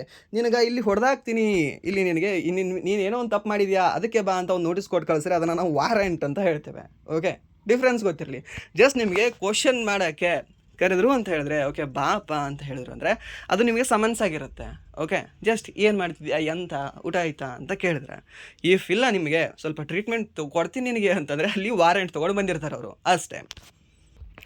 ಆ್ಯಂಡ್ ನೆಕ್ಸ್ಟ್ ಅವರ ಒಂದು ತಪ್ಪು ಸ್ವಲ್ಪ ಕಂಡು ಬಂತಂದ್ರೂ ಸಹ ದ ಫಸ್ಟ್ ಇನ್ಫಾರ್ಮೇಷನ್ ಏನು ಬರೀತಾರಲ್ವ ಅದನ್ನು ನಾವು FIR ಅಂತ ಹೇಳ್ತೀವಿ, ಫಸ್ಟ್ ಇನ್ಫಾರ್ಮೇಷನ್ ರಿಪೋರ್ಟ್ ಅಂತ ಹೇಳ್ತೀವಿ ಸರಿನಾ. ಸೊ ಆ್ಯಂಡ್ ನೆಕ್ಸ್ಟ್ ಆತ ಮಾಡಿರ್ತಕ್ಕಂಥ ಎಲ್ಲ ತಪ್ಪುಗಳನ್ನು ಈ ಒಂದು ಚಾರ್ಜ್ ಶೀಟಲ್ಲಿ ಬರೀತಾರೆ.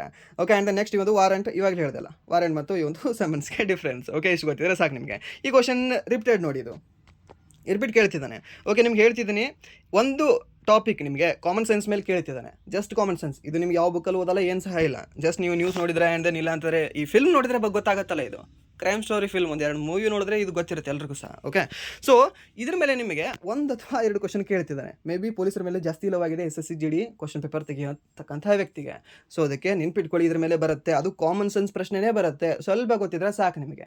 ಓಕೆ, ಎಷ್ಟು ಜಾಸ್ತಿ ಬೇಡ, ಸ್ವಲ್ಪ ಗೊತ್ತಿದ್ರೆ ಈ ಒಂದು ಪೊಲೀಸ್ ಡಿಪಾರ್ಟ್ಮೆಂಟ್ ಬಗ್ಗೆ ಸಾಕು ಅಂತ ಹೇಳಬಹುದು. ಆ್ಯಂಡ್ ದೆನ್ ನೆಕ್ಸ್ಟ್, ಈ ಸಮನ್ಸನ್ನು ಯಾವ ಒಂದು ಕಾಯ್ದೆಯ ಅನ್ವಯ ನೀಡಲಾಗ್ತದೆ ಅಂತ ಕೇಳಬಹುದು ನಿಮಗೆ. ಓಕೆ, ಈ ಒಂದು ಕ್ರಿಮಿನಲ್ ಪ್ರೊಸೀಜರ್ ಕೋಡ್ ಇದೆ ಅಲ್ವಾ, CRPC, ಯಾವಾಗ 1974. ಓಕೆ, CRPC 1974 ಕಾಯ್ದೆ ಅಂತ ಹೇಳ್ತೀವಿ. ಆ ಒಂದು ಕಾಯ್ದೆ ಅಡಿಯಲ್ಲಿ ಈ ಒಂದು ಸಮನ್ಸ್ನ ನೀಡಲಾಗ್ತದೆ. Okay. So in means section ಅದು ಏನಾದರೂ ಕೇಳಿದ್ರೆ ನಿಮಗೆ 41A ಅಂತ ಹೇಳಬೇಕಾಗುತ್ತೆ, ಯಾವುದು ಈ ಒಂದು ಸೆಕ್ಷನ್ ಅನ್ನೋದ್ರ ಬಗ್ಗೆ. ಆ್ಯಂಡ್ ನೆಕ್ಸ್ಟ್ ನಿಮಗೆ ಎಕ್ಸಾಕ್ಟ್ಲಿ ವಾರೆಂಟ್ ಅನ್ನೋದ್ರ ಬಗ್ಗೆ ಹೇಳೋದಾದ್ರೆ ಮೀನ್ಸ್ ಅರೆಸ್ಟ್ ಮಾಡೋಕ್ಕೆ ಕರೀತಾರಲ್ವಾ, ಸೊ ಅದೇ ಅರೆಸ್ಟ್ ವಾರೆಂಟ್ ಅಂತ ಹೇಳ್ತೀವಿ. ಸೊ ಅಷ್ಟೇ, ಸಿಂಪಲಾಗಿ ಗೊತ್ತಿದ್ರೆ ಸಾಕು ನಿಮಗೆ. ಆ್ಯಂಡ್ ನೆಕ್ಸ್ಟ್, ಏಪ್ರಿಲ್ 2026ರಲ್ಲಿ ಅಂಡರ್ 20 5,000 ಮೀಟರ್ ರೇಸ್ ವಾಕ್ನಲ್ಲಿ 19 ನಿಮಿಷದ ತಡೆಗೋಡೆಯನ್ನು ಮುರಿದ ಮೊದಲ ಏಷ್ಯನ್ ಅಥ್ಲೇಟ್ ಯಾರು ಅಂತ ಹೇಳಿದ್ದಾರೆ. ಸರ್ನ ಬ್ರೇಕ್ ಮಾಡಿದ್ದಾರೆ ಆ ಒಂದು ವಾಲ್ನ. ಓಕೆ, ಆ ಒಂದು ರೆಕಾರ್ಡನ್ನು. ಯಾರಿವರು ಅಂತ? ಯಾರು ಸರ್ ಅವರು? ಈ ಅಮಿತ್ ಖತ್ರಿ ಅವರು, ನಿತಿನ್ ಗುಪ್ತಾ ಅವರು, ರಾಮ್ ಬಾಬು ಅವರು, ಆ್ಯಂಡ್ ದೆನ್ ಒಂದು ಸರ್ವಿನ್ ಸೆಬಾಸ್ಟಿಯನ್ ಅವರು ಅಂತ ಕೊಟ್ಟಿದ್ದಾರೆ. ಓಕೆ. ಸೊ ಯಾರಾಗಿರ್ತಾರೆ ಇಲ್ಲಿ ಸರಿದ ಉತ್ತರ ಯಾರು ಅಂದರೆ ಸರ್ ದ್ಯಾಟ್ ಇಸ್ ಒಂದು ನಿತಿನ್ ಗುಪ್ತಾ ಅವರು. ಓಕೆ. ಸೊ ಇವ್ರು ಏನು ಮಾಡಿದ್ದಾರೆ ದಾಖಲೆ ಏನು ಅಂದರೆ ಸರ್, ಈ ನಡಿತಾನೆ ಜಸ್ಟ್ ವಾಕ್ ಮಾಡ್ತಾನೆ. ಓಕೆ, ಇಲ್ಲಿ ಒಂದು ರೇಸ್ ವಾಕ್ನಲ್ಲಿ 19 ನಿಮಿಷದ ಒಂದು ರೆಕಾರ್ಡನ್ನು ಮುರಿದಿದ್ದಾರೆ. ಎಷ್ಟು ಮೀಟರ್ ಅಂತಂದರೆ 5,000 ಮೀಟರ್, ಮೀನ್ಸ್ 5 ಕಿಲೋಮೀಟರ್ನ 19 ನಿಮಿಷದಲ್ಲೇ ವಾಕ್ ಮಾಡಿದ್ದಾರೆ. SSC GDಯಲ್ಲಿ ಎಷ್ಟಿದೆ? 24 ನಿಮಿಷ ಇದೆ ಅಲ್ವಾ? ಓಕೆ, 24 ನಿಮಿಷ ಇದೆ. ಎಷ್ಟು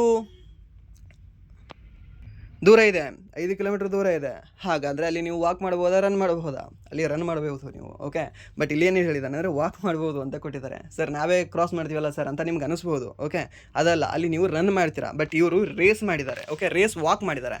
ವಾಕ್ ಮೂಲಕ ಇವರು ಆ ಒಂದು ದಾಖಲೆಯನ್ನು ಮುರಿದಿದ್ದಾರೆ ಅಂತ ಹೇಳ್ತೀವಿ. ಸರ್ ಯಾರು ಅಂತ ಹೇಳ್ತೀವಿ? ಒಂದು ನಿತಿನ್ ಅವರು ಅಂತ ಹೇಳ್ತೀವಿ. ಓಕೆ, ನಿಮ್ಮ SSGD ಫ್ರೆಂಡ್ ಯಾರಾದರೂ ನಿತಿನ್ ಅಂತ ಇದ್ದರೆ, ಓಕೆ ನಿತಿನ್ ಸಖತ್ತಾಗಿ ಕೊಡ್ತೀವಲ್ಲ ಗುರು ನೀನು ಅಂತ ನೆನ್ಪಿಟ್ಕೊಳ್ಳಿ, ಈಸಿಯಾಗಿ ನೆನ್ಪಿಡ್ತದೆ. ಆ್ಯಂಡ್ ದೆನ್ ನೆಕ್ಸ್ಟ್, ಈ ಒಂದು ನೀಡಲಾದ ಒಂದು ಉತ್ತರದ ಪ್ರಕಾರ ಈ ರೇಸ್ ವಾಕ್ನಲ್ಲಿ 19 ನಿಮಿಷದ ತಡೆಗೋಡೆಯನ್ನು ಮುರಿದ ಮೊದಲ ಏಷ್ಯನ್ ಅಥ್ಲೀಟ್ ಆದರು ಯಾರು? ಈ ಒಂದು ನಿತಿನ್ ಅವರು. ಹಾಗಾದರೆ ಇದು ಅಥ್ಲೆಟಿಕ್ಸ್ನಲ್ಲಿ ಗಮನಾರ್ಹ ಸಾಧನೆಯಾಗಿದೆ ಮತ್ತು ಈ ಒಂದು ರೇಸ್ ವಾಕಿಂಗ್ ಇವೆಂಟ್ಗಳಲ್ಲಿ ಏಷ್ಯನ್ ಅಥ್ಲೀಟ್ಗಳ ಬೆಳವಣಿಗೆಯನ್ನು ತೋರಿಸುತ್ತದೆ. ರೇಸ್ ವಾಕಿಂಗ್ ಒಂದು ಒಲಿಂಪಿಕ್ ಶಿಸ್ತಾಗಿದ್ದು, ಓಕೆ ಇದೇನಿಲ್ಲ ಗೊತ್ತಿಲ್ಲ, ಇಂಪಾರ್ಟೆಂಟ್ ಇಲ್ಲ. ಆ್ಯಂಡ್ ನೆಕ್ಸ್ಟ್ ಇಲ್ಲಿ ಭಾರತೀಯ ರೇಸ್ ವಾರಕರುಗಳು. ಓಕೆ, ಇದು ಇಂಪಾರ್ಟೆಂಟ್ ಆಗುತ್ತೆ ನಿಮಗೆ. ಯಾರ್ಯಾರಿದ್ದಾರೆ ಸರ್? KT ಇರ್ಫಾನ್ ಅವರಿದ್ದಾರೆ. ನೆಕ್ಸ್ಟ್ ಈ ಒಂದು ಸಂದೀಪ್ ಕುಮಾರ್ ಅವರಿದ್ದಾರೆ. ನೆಕ್ಸ್ಟ್ ಈ ಒಂದು ಪ್ರಿಯಾಂಕಾ ಗೋಸ್ವಾಮಿ ಅವರಿದ್ದಾರೆ. ಇವ್ರನ್ನ ನೀವು ಐ ಥಿಂಕ್ ರೀಲ್ಸಲ್ಲಿ ಇಲ್ಲಾಂದರೆ ಶಾರ್ಟ್ಸಲ್ಲಿ ನೋಡಿರ್ತೀರ. ಆ್ಯಂಡ್ ನೆಕ್ಸ್ಟ್ ಈ ಒಂದು ರಾಮ್ ಬಾಬು ಇದ್ದಾರೆ ಸರಿನಾ. ಸೊ ಇವರೆಲ್ಲರೂ ಸಹ ನಮ್ಮ ಭಾರತೀಯ ರೇಸ್ ವಾಕರ್ಗಳು ಅಂತ ಹೇಳ್ತೇವೆ. ಓಕೆ. ಆ್ಯಂಡ್ ನೆಕ್ಸ್ಟ್ ಪ್ರಶ್ನೆ, ವಿಶ್ವದ ಅತಿ ದೊಡ್ಡ ನದಿ ದ್ವೀಪ ಮಜುಲಿ ಯಾವ ಭಾರತೀಯ ರಾಜ್ಯದಲ್ಲಿದೆ ಅಂತ ಕೇಳಿದಾನೆ. ಸರ್ ಈ ಒಂದು ಮಜುಲಿ ಆಗಿರಲಿ, ಆ್ಯಂಡ್ ಉಮಾನಂದ ಅಂತ ಬರುತ್ತೆ. ಆ್ಯಂಡ್ ನೆಕ್ಸ್ಟ್ ಈ ಒಂದು ಪಿಕಾಕ್ ಅಂತ ಬರುತ್ತೆ, ನವಿಲು. ನವಿಲಿಲ್ಲ ಅಂದರೆ ಪಿಕಾಕ್. ಓಕೆ, ಈ ಒಂದು ಪಿಕಾಕ್ ದ್ವೀಪ ಆಗಿರಲಿ ಇವು ಎಲ್ಲವೂ ಸಹ ಕಂಡುಬರೋದು ನಿಮಗೆ ಎಲ್ಲಿ ಅಂದರೆ ಬ್ರಹ್ಮಪುತ್ರ ನದಿಯ ಮೇಲೆ. ಬ್ರಹ್ಮಪುತ್ರ ನದಿ ರೂಪಿಸಿದೆ. ಯಾವ ರಾಜ್ಯದಲ್ಲಿ ರೂಪಿಸಿದೆ sir? One and only Assam ರಾಜ್ಯ ಅಂತ ಹೇಳ್ತೇವೆ ಸರ್. ಯಾವ ರಾಜ್ಯ? ಒಂದು ಅಸ್ಸಾಂ ರಾಜ್ಯ. ಸಿಂಪಲ್ ಕ್ವಶನ್ ಇದಾವೆ ರೀ. ಓಕೆ, ಕ್ವಶನ್ಗಳು ಈಸಿ ಬರ್ತಾ ಇದ್ದಾವೆ, ಬಟ್ ನಿಮಗೆ ಟಫ್ ಅಂತ ಅನಿಸ್ತಾ ಇರ್ಬೋದು ಕೆಲವೊಬ್ಬರಿಗೆ, ಫಸ್ಟ್ ಅಟೆಂಪ್ಟ್ ಇರೋರಿಗೆ. ಬಟ್ ನೀವೇನಾದರೂ ಒಂದು ಕನಿಷ್ಠ ಒಂದು 4-5 ತಿಂಗಳು ಏನಾದರೂ ಓದಿದರೆ ಈ ಕ್ವಶನ್ ಪೇಪರ್ ನಿಮಗೆ ಟಫ್ ಇಲ್ಲ. ಓಕೆ, ಒಂದು ಲೆವೆಲಲ್ಲಿ ನೀವು ಮಾಡಬಹುದು ಜಿ ಕೆನ. ಓಕೆ, ಪ್ರಾಬ್ಲಮ್ ಇಲ್ಲ. ಒಂದು 15 ನೀವು ಆರಾಮ್ಸೆ ನೀವು ಟಚ್ ಮಾಡಬಹುದು. ಓಕೆ, ಸೊ ಅಷ್ಟು ನೀವು ಮಾಡಬಹುದು ಅಂತ ಹೇಳ್ತಾನೆ. ಆ್ಯಂಡ್ ನೆಕ್ಸ್ಟ್ ಇಲ್ಲಿ ಇನ್ಫಾರ್ಮೇಷನ್ ಏನಿದೆ ಇಲ್ಲಿ. ಓಕೆ, ಇನ್ನೊಂದು ನಿಮಗೆ ಇಲ್ಲಿ ಏನಂತ ಹೇಳ್ತಾರೆ ಅಂದರೆ, ಒಂದು ಮಜುಲಿ ದ್ವೀಪವನ್ನು ಶಂಕರ ದೇವ ದ್ವೀಪ ಅಂತ ಹೇಳ್ತಾರೆ ಸರ್. ಏನಂತ ಹೇಳ್ತಾರೆ? ಶಂಕರ ದೇವ ದ್ವೀಪ ಅಂತ ಹೇಳ್ತಾರೆ. ಶಂಕರ ದೇವ ದ್ವೀಪ ಅಂತ ಹೇಳ್ತಾರೆ. ಹಾಗಾದರೆ ಇನ್ನೊಂದು ನಿಮಗೇನು ಅಂತಂದರೆ, ಯಾವ ದ್ವೀಪವನ್ನು ಮೊಟ್ಟ ಮೊದಲ ಬಾರಿಗೆ ಜಿಲ್ಲೆ ಅಂತ ಘೋಷಣೆ ಮಾಡಲಾಯಿತು ಅಂತ ಕೇಳ್ತಾನೆ. ಅವಾಗ ನೀವು ಹೇಳಬೇಕಾಗಿರ್ತಕ್ಕಂಥ ಇಡೀ ರಾಷ್ಟ್ರದಲ್ಲೇ, ಇಡೀ ಜಗತ್ತಿನಲ್ಲಿ ಯಾವುದಂದ್ರೆ ಸರ್, ದ್ಯಾಟ್ ಇಸ್ ಒಂದು ಮಜುಲಿ ದ್ವೀಪ ಅಂತ ಹೇಳ್ತೀವಿ. ಯಾವುದೇ ಒಂದು ಶಂಕರ ದೇವ ದ್ವೀಪ ಇಲ್ಲಾಂದರೆ ಒಂದು ಮಜುಲಿ ದ್ವೀಪ ಅಂತ ಹೇಳ್ತೇವೆ. ಸೊ ಅದನ್ನು ನೆನ್ಪಿಟ್ಕೊಳ್ಳಿ, ಇದು ಸಹ ನಿಮಗೆ ಕೇಳಬಹುದು. ಆ್ಯಂಡ್ ನೆಕ್ಸ್ಟ್ ಇದನ್ನು ಜಿಲ್ಲೆಯಾಗಿ ಯಾವಾಗ ಘೋಷಣೆ ಮಾಡಲಾಯಿತು ಸರ್? 2016ರಲ್ಲಿ ಇದನ್ನು ಘೋಷಣೆ ಮಾಡಲಾಗಿದೆ. ಆ್ಯಂಡ್ ನೆಕ್ಸ್ಟ್ ನಿಮಗೆ ಇನ್ನೊಂದು ಹೇಳಿದೆ ಅಲ್ವಾ, ಯಾವ್ದು ಉಮಾನಂದ ಮತ್ತು ಈ ಪಿಕಾಕ್. ಓಕೆ, ಪಿಕಾಕ್ ಅನ್ನೋದು ಚಿಕ್ಕದಾಗಿದೆ, ಅಂದರೆ ನೀವು ಒಂದು ಉಮಾನಂದ ಅನ್ನೋದು ಸೆಕೆಂಡ್ ಹೈಯೆಸ್ಟ್ ಆಗಿದೆ. ಆ್ಯಂಡ್ ನಿಮ್ಗೆ ಇನ್ನೊಂದು ಸಹ ಗೊತ್ತಿರಲಿ, ನದಿ ದ್ವೀಪದಲ್ಲಿ ಅತಿ ದೊಡ್ಡ ದ್ವೀಪ ಯಾವುದು ಅಂದರೆ ಒಂದು ಮಜುಲಿ ದ್ವೀಪ ಅಂತ ಹೇಳ್ತೇವೆ. ಅದು ಸಹ ನಿಮಗೆ ಇಂಪಾರ್ಟೆಂಟ್ ಆಗುತ್ತೆ. ಆ್ಯಂಡ್ ನೆಕ್ಸ್ಟ್ ಓಕೆ, ಇಲ್ಲಿ ಕೊಟ್ಟಿದ್ದ ನೋಡಿ ಉಮಾನಂದ ದ್ವೀಪ. ಇಲ್ಲಿ ಪಿಕಾಕ್ ಕೊಟ್ಟಿಲ್ಲ, ಪಿಕಾಕ್ದು ನೀವು ನೆನ್ಪಿಟ್ಕೊಳ್ಳಿ, ಯಾಕಂದರೆ ಕೇಳ್ತಾನೆ, ಪಿಕಾಕ್ದು ಸಹ ಸಾಕಷ್ಟು ಕೇಳಿದ್ದಾನೆ. ದಿಬ್ರುಗಢ ದ್ವೀಪ ಕಂಡುಬರುತ್ತೆ. ಆ್ಯಂಡ್ ದೆನ್ ನೆಕ್ಸ್ಟ್ ಈ ಒಂದು ಮನ್ರೋ ದ್ವೀಪ ಕಂಡುಬರುತ್ತೆ. ಇದು ಎಲ್ಲಿ ಕಂಡುಬರುತ್ತೆ ಅಂದರೆ ಒಂದು ಕೇರಳದಲ್ಲಿ ಕಂಡುಬರುತ್ತೆ. ಓಕೆ, ಎಷ್ಟು ಗೊತ್ತಿದ್ರೆ ಸಾಕು ನಿಮಗೆ. ಆ್ಯಂಡ್ ನೆಕ್ಸ್ಟ್ ಈ ಒಂದು ಮಾರ್ಚ್ 2025ರಲ್ಲಿ ಡೆನ್ಮಾರ್ಕ್ ರಾಜ್ಯದಿಂದ knights cross of the order of Dannebrog ಗೌರವವನ್ನು ಯಾರಿಗೆ ನೀಡಲಾಯಿತು ಅಂತ ನರೇಂದ್ರ ಮೋದಿ, ವಿಜಯ್ ಶಂಕರ್, ಎಸ್ ಜಯಶಂಕರ್ ಮತ್ತು ರತನ ಟಾಟಾ ಅಂತ ಕೊಟ್ಟಿದ್ದಾರೆ. ಯಾವುದೇ ಒಂದು ಡೆನ್ಮಾರ್ಕ್ ರಾಜ್ಯದಿಂದ knights cross of the order of Dannebrog ಗೌರವವನ್ನು ಯಾರಿಗೆ ನೀಡಲಾಯಿತು? ಯಾರಿಗೆ ನೀಡಲಾಗಿದೆ ಹೇಳ್ಬೋದಾ? ಯಾರಿಗೆ ಅಂದರೆ ಸರ್, ದ್ಯಾಟ್ ಈಸ್ ಈ ಒಂದು ವಿಜಯ್ ಶಂಕರ್ ಅವರು ಅಂತ ಹೇಳ್ತೀವಿ ಸರ್. ಯಾರು ಈ ಒಂದು ವಿಜಯ್ ಶಂಕರ್? ಕ್ರಿಕೆಟಿಗರ್ ವಿಜಯ್ ಶಂಕರ್ ಅಲ್ಲ. ಸೊ ಈತ ಬಿಸ್ನೆಸ್ ಮ್ಯಾನ್ ವಿಜಯ್ ಶಂಕರ್. ಯಾರು? ಈ ಒಂದು ವಿಜಯ್ ಶಂಕರ್ ಅವರಿಗೆ. ಸೊ ಅವರಿಗೆ knight cross of the order of Dannebrog ಗೌರವವನ್ನು ನೀಡಿ ಗೌರವಿಸಲಾಗಿದೆ ಸರ್. ಯಾರಿಗೆ? ಈ ಒಂದು ವಿಜಯ್ ಶಂಕರ್ ಅವರಿಗೆ. ಸೊ ಅದನ್ನು ನಿಮಗೆ ಕರೆಂಟ್ ಅಫೇರ್ಸಲ್ಲಿ ಹೇಳೋದು ನಾನು ಮಿಸ್ ಮಾಡಿದ್ದೆ. ಓಕೆ, ಮೀನ್ಸ್ ಯಾಕೆ ಅಂತಂದರೆ ಇವರು ವಿಜಯ್ ಶಂಕರ್ ಏನಿದಾರಲ್ವ, ಸೊ ಅಷ್ಟು ಇಂಪಾರ್ಟೆಂಟ್ ಇಲ್ಲ. ಆ್ಯಂಡ್ ದೆನ್ ಈ ರೀತಿ ಯಾವುದೋ ಈ ಒಂದು ಡೆನ್ಮಾರ್ಕ್ ರಾಜ್ಯದಿಂದ ನೀಡಲಾಗಿರ್ತಕ್ಕಂಥ ಗೌರವದ ಮೇಲೆ ಪ್ರಶ್ನೆಗಳನ್ನು ಕೇಳಿಲ್ಲ. ಓಕೆ, ಇಲ್ಲಿವರೆಗೂ ಕೇಳಿಲ್ಲ. This is I think first time ಅನಿಸುತ್ತೆ. ಓಕೆ, ಬಟ್ ಇದನ್ನು ಕೇಳಿದ್ದಾನೆ ನಿಮಗೆ. ಯಾವ್ದು ಕೇಳಿದ್ದಾನೆ ಅಂತಂದರೆ, ಈ ಒಂದು ಲೀಸನ್ ಆಫ್ ಆನರ್ ಅಂತ ಹೇಳ್ತೀವಿ. ಯಾವ ಸರ್ಕಾರ ನೀಡುತ್ತೆ? ಅದು ಫ್ರಾನ್ಸ್ ಸರ್ಕಾರ ನೀಡುತ್ತೆ. ಯಾರು ನೀಡ್ತಾರೆ? ಒಂದು ಫ್ರಾನ್ಸ್ ಸರ್ಕಾರ ನೀಡುತ್ತೆ. ಆ್ಯಂಡ್ ನೆಕ್ಸ್ಟ್ ಒಂದು order of the British empire ಅಂತ ನೀಡ್ತದೆ. ಯಾರು? ಈ ಒಂದು UK ಗೌರ್ಮೆಂಟ್ ನೀಡ್ತದೆ ಸರಿನಾ. ಸೊ ಆ್ಯಂಡ್ ದೆನ್ ನೆಕ್ಸ್ಟ್ ಈ knights cross of the order ಪ್ರಶಸ್ತಿಯನ್ನು ಈ ಯಾವುದು ಡೆನ್ಮಾರ್ಕ್ ದೇಶ ನೀಡ್ತದೆ. ಓಕೆ, ಸೊ ಅದನ್ನು ನೆನ್ಪಿಟ್ಕೊಳ್ಳಿ. ಇದು ಸ್ವಲ್ಪ ನಿಮಗೆ ಮಿಸ್ ಆಗಿದೆ, ಬಟ್ ನೆನ್ಪಿಟ್ಕೊಂಡ್ರೆ ಈಗ ಉತ್ತಮ, ಯಾಕಂದರೆ ನೆಕ್ಸ್ಟ್ ಶಿಫ್ಟಲ್ಲಿ ನಿಮ್ಗೆ ಕೇಳೋ ಚಾನ್ಸು ಸ್ವಲ್ಪ ಇರಬಹುದು. ಆ್ಯಂಡ್ ದೆನ್ ನೆಕ್ಸ್ಟ್ ನಿಮಗೆ ಹಿಂದಿಯಲ್ಲಿ ಕೆಲವೊಂದು ಪ್ರಶ್ನೆಗಳನ್ನ ಕೇಳ್ತಿದ್ದಾನೆ. ಆ್ಯಂಡ್ ದೆನ್ ಅದನ್ನು ಹೇಳಿ ಅಂತ ಹೇಳ್ತಿದ್ರಲ್ವ. ಸೊ ಇಲ್ಲಿ ಏನು ಕೇಳಿದಾನೆ ಅಂದರೆ, ಈ ಒಂದು ನೆಗ್ಲೆಟ್ ಪದದ ಒಂದು ಹಿಂದಿ ಅರ್ಥವೇನು ಅಂತ ಕೇಳಿದಾನಂತೆ. ಓಕೆ, ಸೊ ಮೀನ್ಸ್ ನೆಗ್ಲೆಟ್ ಅಂದರೆ ಏನು? ಒಂದು ರೀತಿ ನಿರ್ಲಕ್ಷ್ಯ ಮಾಡೋದು ಅಂತ ಹೇಳ್ಬೋದು. ಓಕೆ, ಸೊ ಏನಂತ ಹೇಳ್ತೀವಿ? ಒಂದು ನಿರ್ಲಕ್ಷ್ಯ ಮಾಡೋದು ಅಂತ ಹೇಳ್ತೇವೆ. ಇನ್ನು ಹಿಂದಿಯಲ್ಲಿ ಏನಂತ ಹೇಳ್ತಾರೆ ಸರ್? ಅದನ್ನು ಹೇಳಿ, ಯಾಕಂದರೆ ಎಕ್ಸಾಮಲ್ಲಿ ಹಿಂದಿ ಆಪ್ಷನ್ ಕೊಟ್ಟಿರ್ತಾನಲ್ಲ, ಏನಂತ ಹೇಳ್ತೀವಿ? ಉಪೇಕ್ಷ ಅಂತ ಹೇಳ್ತೀವಿ ಸರ್. ಏನು ಉಪೇಕ್ಷ ಅಂತ ಹೇಳ್ತೀವಿ? ಇಲ್ಲ ಅಂದರೆ ನಜರ್ ಅಂದಾಜ್ ಕರ್ನ ಅಂತ ಹೇಳ್ಬೋದು. ಓಕೆ, ಮೀನ್ಸ್ ನಜರ್ ಅಂದಾಜ್ ಕರ್ನ ಅಂತಂದರೆ ಒಂದು ರೀತಿ ನಿರ್ಲಕ್ಷ್ಯ ಮಾಡೋದು. ಓಕೆ, ಒಂದು ಕಡೆ ನಮ್ಮ ಕಡೆ ನೋಡದೇ ಇರೋದು ಅಂತ ಅರ್ಥ ಆಗ್ಬೋದು ಯಾವುದೇ ಒಂದು ನೆಗ್ಲೆಟ್ ಅನ್ನೋದಕ್ಕೆ. ಓಕೆ, ಅದನ್ನು ನೆನ್ಪಿಟ್ಕೊಳ್ಳಿ. ಇದು ಹಿಂದಿಯಲ್ಲಿ ನಿಮಗೆ ಕೇಳಿರ್ತಕ್ಕಂಥ ಪ್ರಶ್ನೆ ಆಗಿದೆ. ಆ್ಯಂಡ್ ದೆನ್ ನೆಕ್ಸ್ಟ್, ಆರೋಗ್ಯವಂತ ಮಾನವನ ಕಣ್ಣು ಗರಿಷ್ಠ ಎಷ್ಟು ದೂರದವರೆಗೆ ಸ್ಪಷ್ಟವಾಗಿ ನೋಡಬಲ್ಲದು ಅಂತ ಕೇಳಿದ್ದಾನೆ. 25 ಸೆಂಟಿಮೀಟರ್. ನೀವು ಕನಿಷ್ಠವಾಗಿ 25 ಸೆಂಟಿಮೀಟರ್ ದೂರ ಇಟ್ಟರೆ ಯಾವುದೋ ಒಂದು ವಸ್ತುವನ್ನು ಕ್ಲಿಯರಾಗಿ ನಿಮ್ಗೆ ಕಾಣುತ್ತೆ ಇದು. ಬಟ್ ಇದು ಎಷ್ಟು ದೂರವರೆಗೆ? 25 ಸೆಂಟಿಮೀಟರ್ ಮಾತ್ರ ನೋಡ್ತೀರಾ. ನಾನು ಏನಾದರೂ 1 ಮೀಟರ್ ದೂರ ಇದ್ದರೆ ನಿಮಗೆ ಕಾಣಲ್ವ? ನಾನು ಕಾಣ್ತೀವಿ. ನೆಕ್ಸ್ಟ್ 100 ಮೀಟರ್ ಅಂತ ಕೊಟ್ಟಿದ್ದಾನೆ.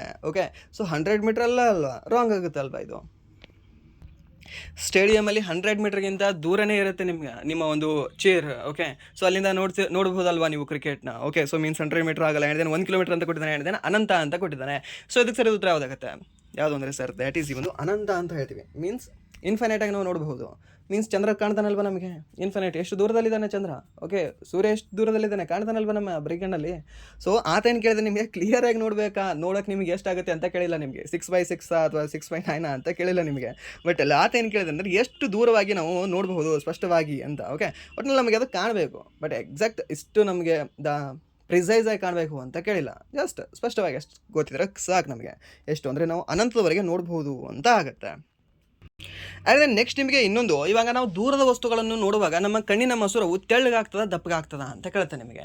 ಈ ಡಿ ಗ್ರೂಪ್ ಎಕ್ಸಾಮಲ್ಲಿ ಬಹಳ ಫ್ರೀಕ್ವೆಂಟ್ ಕ್ವಶನ್ ಇದು. ಓಕೆ, ಸೊ ಇಲ್ಲಿ ನಿಮಗೆ SSGD ಸಹ ಕೇಳ್ಬೋದಲ್ಲ ಸೈನ್ಸಲ್ಲಿ. ಸೊ ಅದಕ್ಕೆ ನೀವು ನೆನ್ಪಿಟ್ಕೊಳ್ಳಿ, ನಾವು ದೂರದ ವಸ್ತುಗಳನ್ನು ನೋಡುವಾಗ ನಮ್ಮ ಕಣ್ಣಿನ ಮೊಸರು ಏನಿದೆ ಅಲ್ವಾ, ರಿಲ್ಯಾಕ್ಸ್ ಆಗುತ್ತೆ. ಓಕೆ, ರಿಲ್ಯಾಕ್ಸ್ ಆಗುತ್ತೆ ಆ್ಯಂಡ್ ದೆನ್ ತೆಳ್ಳಗಾಗುತ್ತೆ. ಆ್ಯಂಡ್ ದೆನ್ ನಾವು ಏನಾದರೂ ನಿಯರ್ ಬೈ ಇರೋದನ್ನು ನೋಡ್ತಾ ಇದ್ರೆ ನಾವು ಕಣ್ಣನ್ನು ಹೀಗೆ ಅಂತ ಹೇಳ್ಬೋದು, ನಾವು ದಿಟ್ಟಿಸಿ ನೋಡ್ತಾ ಇದ್ದಾನೆ ನೋಡು, ಎಷ್ಟು ದಿಟ್ಟಿಸಿ ನೋಡ್ತಿದ್ದಾನೆ ನೋಡು ಅಂತ. ಮೀನ್ಸ್ ದಿಟ್ಟಿಸಿ ಅಂತಾರೆ ಕಣ್ಣಿನ ಒಂದು ಮಸೂರ ದಪ್ಪ ಆಗಿರುತ್ತೆ ಅಲ್ಲಿ. ಓಕೆ, ಸಮೀಪ ನೋಡುವಾಗ ದಪ್ಪ ಆಗುತ್ತೆ ಕಣ್ಣಿನ ಮಸೂರ, ಆ್ಯಂಡ್ ದೆನ್ ದೂರದ ನೋಡುವಾಗ ಈ ಒಂದು ಕಣ್ಣಿನ ಮಸೂರ ಏನಿದೆ ಅಲ್ವಾ ಅದು ಚಿಕ್ಕದಾಗುತ್ತೆ ಅಂತ ಹೇಳ್ಬೋದು. ಓಕೆ, ಸೊ ಇದು ಅಡ್ಜಸ್ಟ್ ಮಾಡ್ಕೊಳ್ಳುತ್ತಿರುತ್ತೆ ಸಿಲಿಯರಿ ಮಸಲ್ಸ್ಗಳು. ಸೊ ಇದು ಸಹ ನಿಮ್ಗೆ ಗೊತ್ತಿರಲಿ. ಆ್ಯಂಡ್ ದೆನ್ ನೆಕ್ಸ್ಟ್, ಇವಾಗ ಸಮೀಪದ ಕಾಣಲ್ಲ ಕೆಲವೊಬ್ಬರಿಗೆ, ಸಮೀಪದ ಯಾರಿಗೆ ಕಾಣಲ್ಲ ಅಲ್ವಾ ಅವರಿಗೆ ಇರತಕ್ಕಂತಹ ರೋಗ ಇರೋದು ಹೈಪರ್ ಮೆಟ್ರೋಪಿಯಾ ಅಂತ ಹೇಳ್ತೀವಿ. ಸರ್ ಏನಂತ ಹೇಳ್ತೀವಿ? ಹೈಪರ್ ಮೆಟ್ರೋಪಿಯಾ ಅಂತ ಹೇಳ್ತೀವಿ. ಆ್ಯಂಡ್ ದೆನ್ ದೂರದ ಕಾಣಲ್ಲ ಅಲ್ವಾ ಅವರಿಗೆ ಮಯೋಪಿಯಾ ಇರುತ್ತೆ. ಏನಿರುತ್ತೆ? ಮಯೋಪಿಯಾ ಇರುತ್ತೆ. ಇದನ್ನು ನಾವು ಕನ್ನಡದಲ್ಲಿ ಹೇಳೋದಾದರೆ, ಸೊ ಈ ಒಂದು ಸಮೀಪದ ಯಾರಿಗೆ ಕಾಣಲ್ಲ ಅಲ್ವಾ, ಸಮೀಪದ ಕಾಣದೇ ಇರತಕ್ಕಂತಹ ವ್ಯಕ್ತಿಗಳಿಗೆ ದೂರದೃಷ್ಟಿ ಇದೆ ಅಂತ ಹೇಳ್ತೇವೆ. ಆ್ಯಂಡ್ ನೆಕ್ಸ್ಟ್ ಈ ಒಂದು ದೂರದ ಯಾರಿಗೆ ಕಾಣಲ್ಲ ಅಲ್ವಾ ಅವರಿಗೆ ನಾವು ಸಮೀಪ ದೃಷ್ಟಿ ಅಂತ ಹೇಳ್ಬೋದು. ಓಕೆ, ಸೊ ಇದನ್ನ ನೆನ್ಪಿಟ್ಕೊಳ್ಳಿ.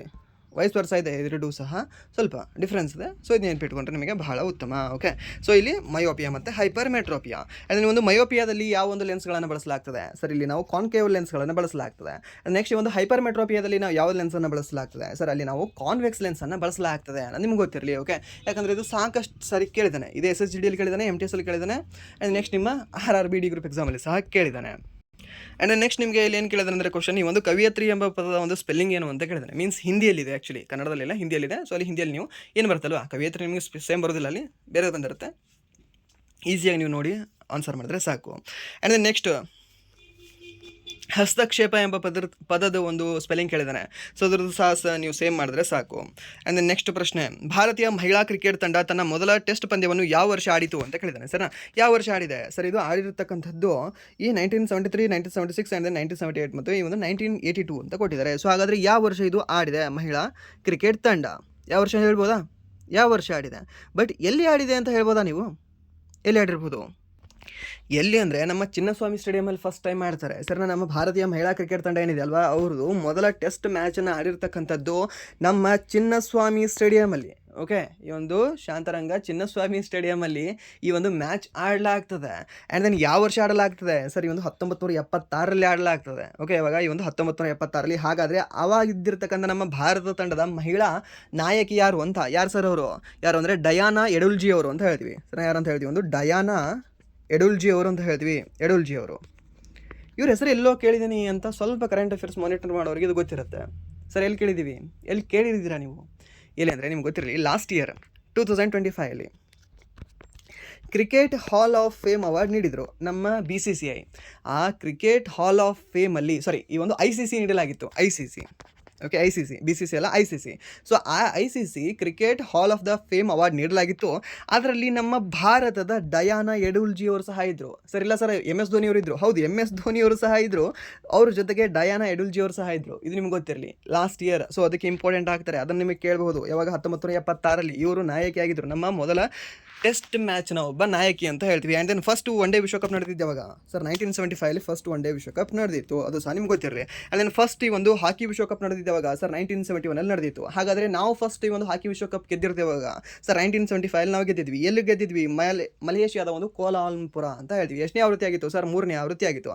ಹಾಗಾದರೆ ಮೊದಲನೇ ಆವೃತ್ತಿಯನ್ನು ಗೆದ್ದಿರ್ತಕ್ಕಂಥವ್ರು ಯಾರು? ಸರ್ ಮೊದಲನೇ ಆವೃತ್ತಿಯನ್ನು ಪಾಕಿಸ್ತಾನ ಗೆದ್ದಿದ್ರು 1971ರಲ್ಲಿ. ಎರಡನೇ ಆವೃತ್ತಿ 1973ರಲ್ಲಿ ನಡೆದಿತ್ತು. ಸೊ ಅದನ್ನು ಗೆದ್ದಿರ್ತಕ್ಕಂಥ ತಂಡ ಈ ಒಂದು ನೆದರ್ಲ್ಯಾಂಡ್ಸ್ ಅಂತ ಹೇಳ್ತೀವಿ. ಯಾಕಂದರೆ ನೆದರ್ಲ್ಯಾಂಡ್ಸಲ್ಲಿ ಅದು ನಡೆದಿತ್ತು. ಮೂರನೇದು ಗೆದ್ದಿರ್ತಕ್ಕಂಥ ತಂಡ ಸರ್ ನಮ್ಮ ಭಾರತ. 2-1 ಅಂಕಗಳಿಂದ ನಾವು ಸೋಲಿಸಿ ಗೆದ್ದಿದ್ವಿ. ಯಾರನ್ನ ಸೋಲಿಸಿದ್ವಿ? ಮಲೇಷಿಯಾದಲ್ಲಿ, ಸರಿ ಪಾಕಿಸ್ತಾನವನ್ನು ಸೋಲಿಸಿದ್ವಿ. ನಾನೇನು ಹೇಳ್ತಿದ್ದೀನಿ? ಹಾಕಿದ್ದು ಹೇಳ್ತಾ ಇದ್ದೀನಿ, ಯಾಕಂದರೆ ಹಾಕಿದ್ದು ಸಹ ನಿಮಗೆ ಕೇಳ್ತಾನೆ. ಆ್ಯಂಡ್ ನೆಕ್ಸ್ಟ್ ಇಲ್ಲಿ ಮತ್ತೆ ಇದೆ ಇನ್ಫಾರ್ಮೇಷನ್.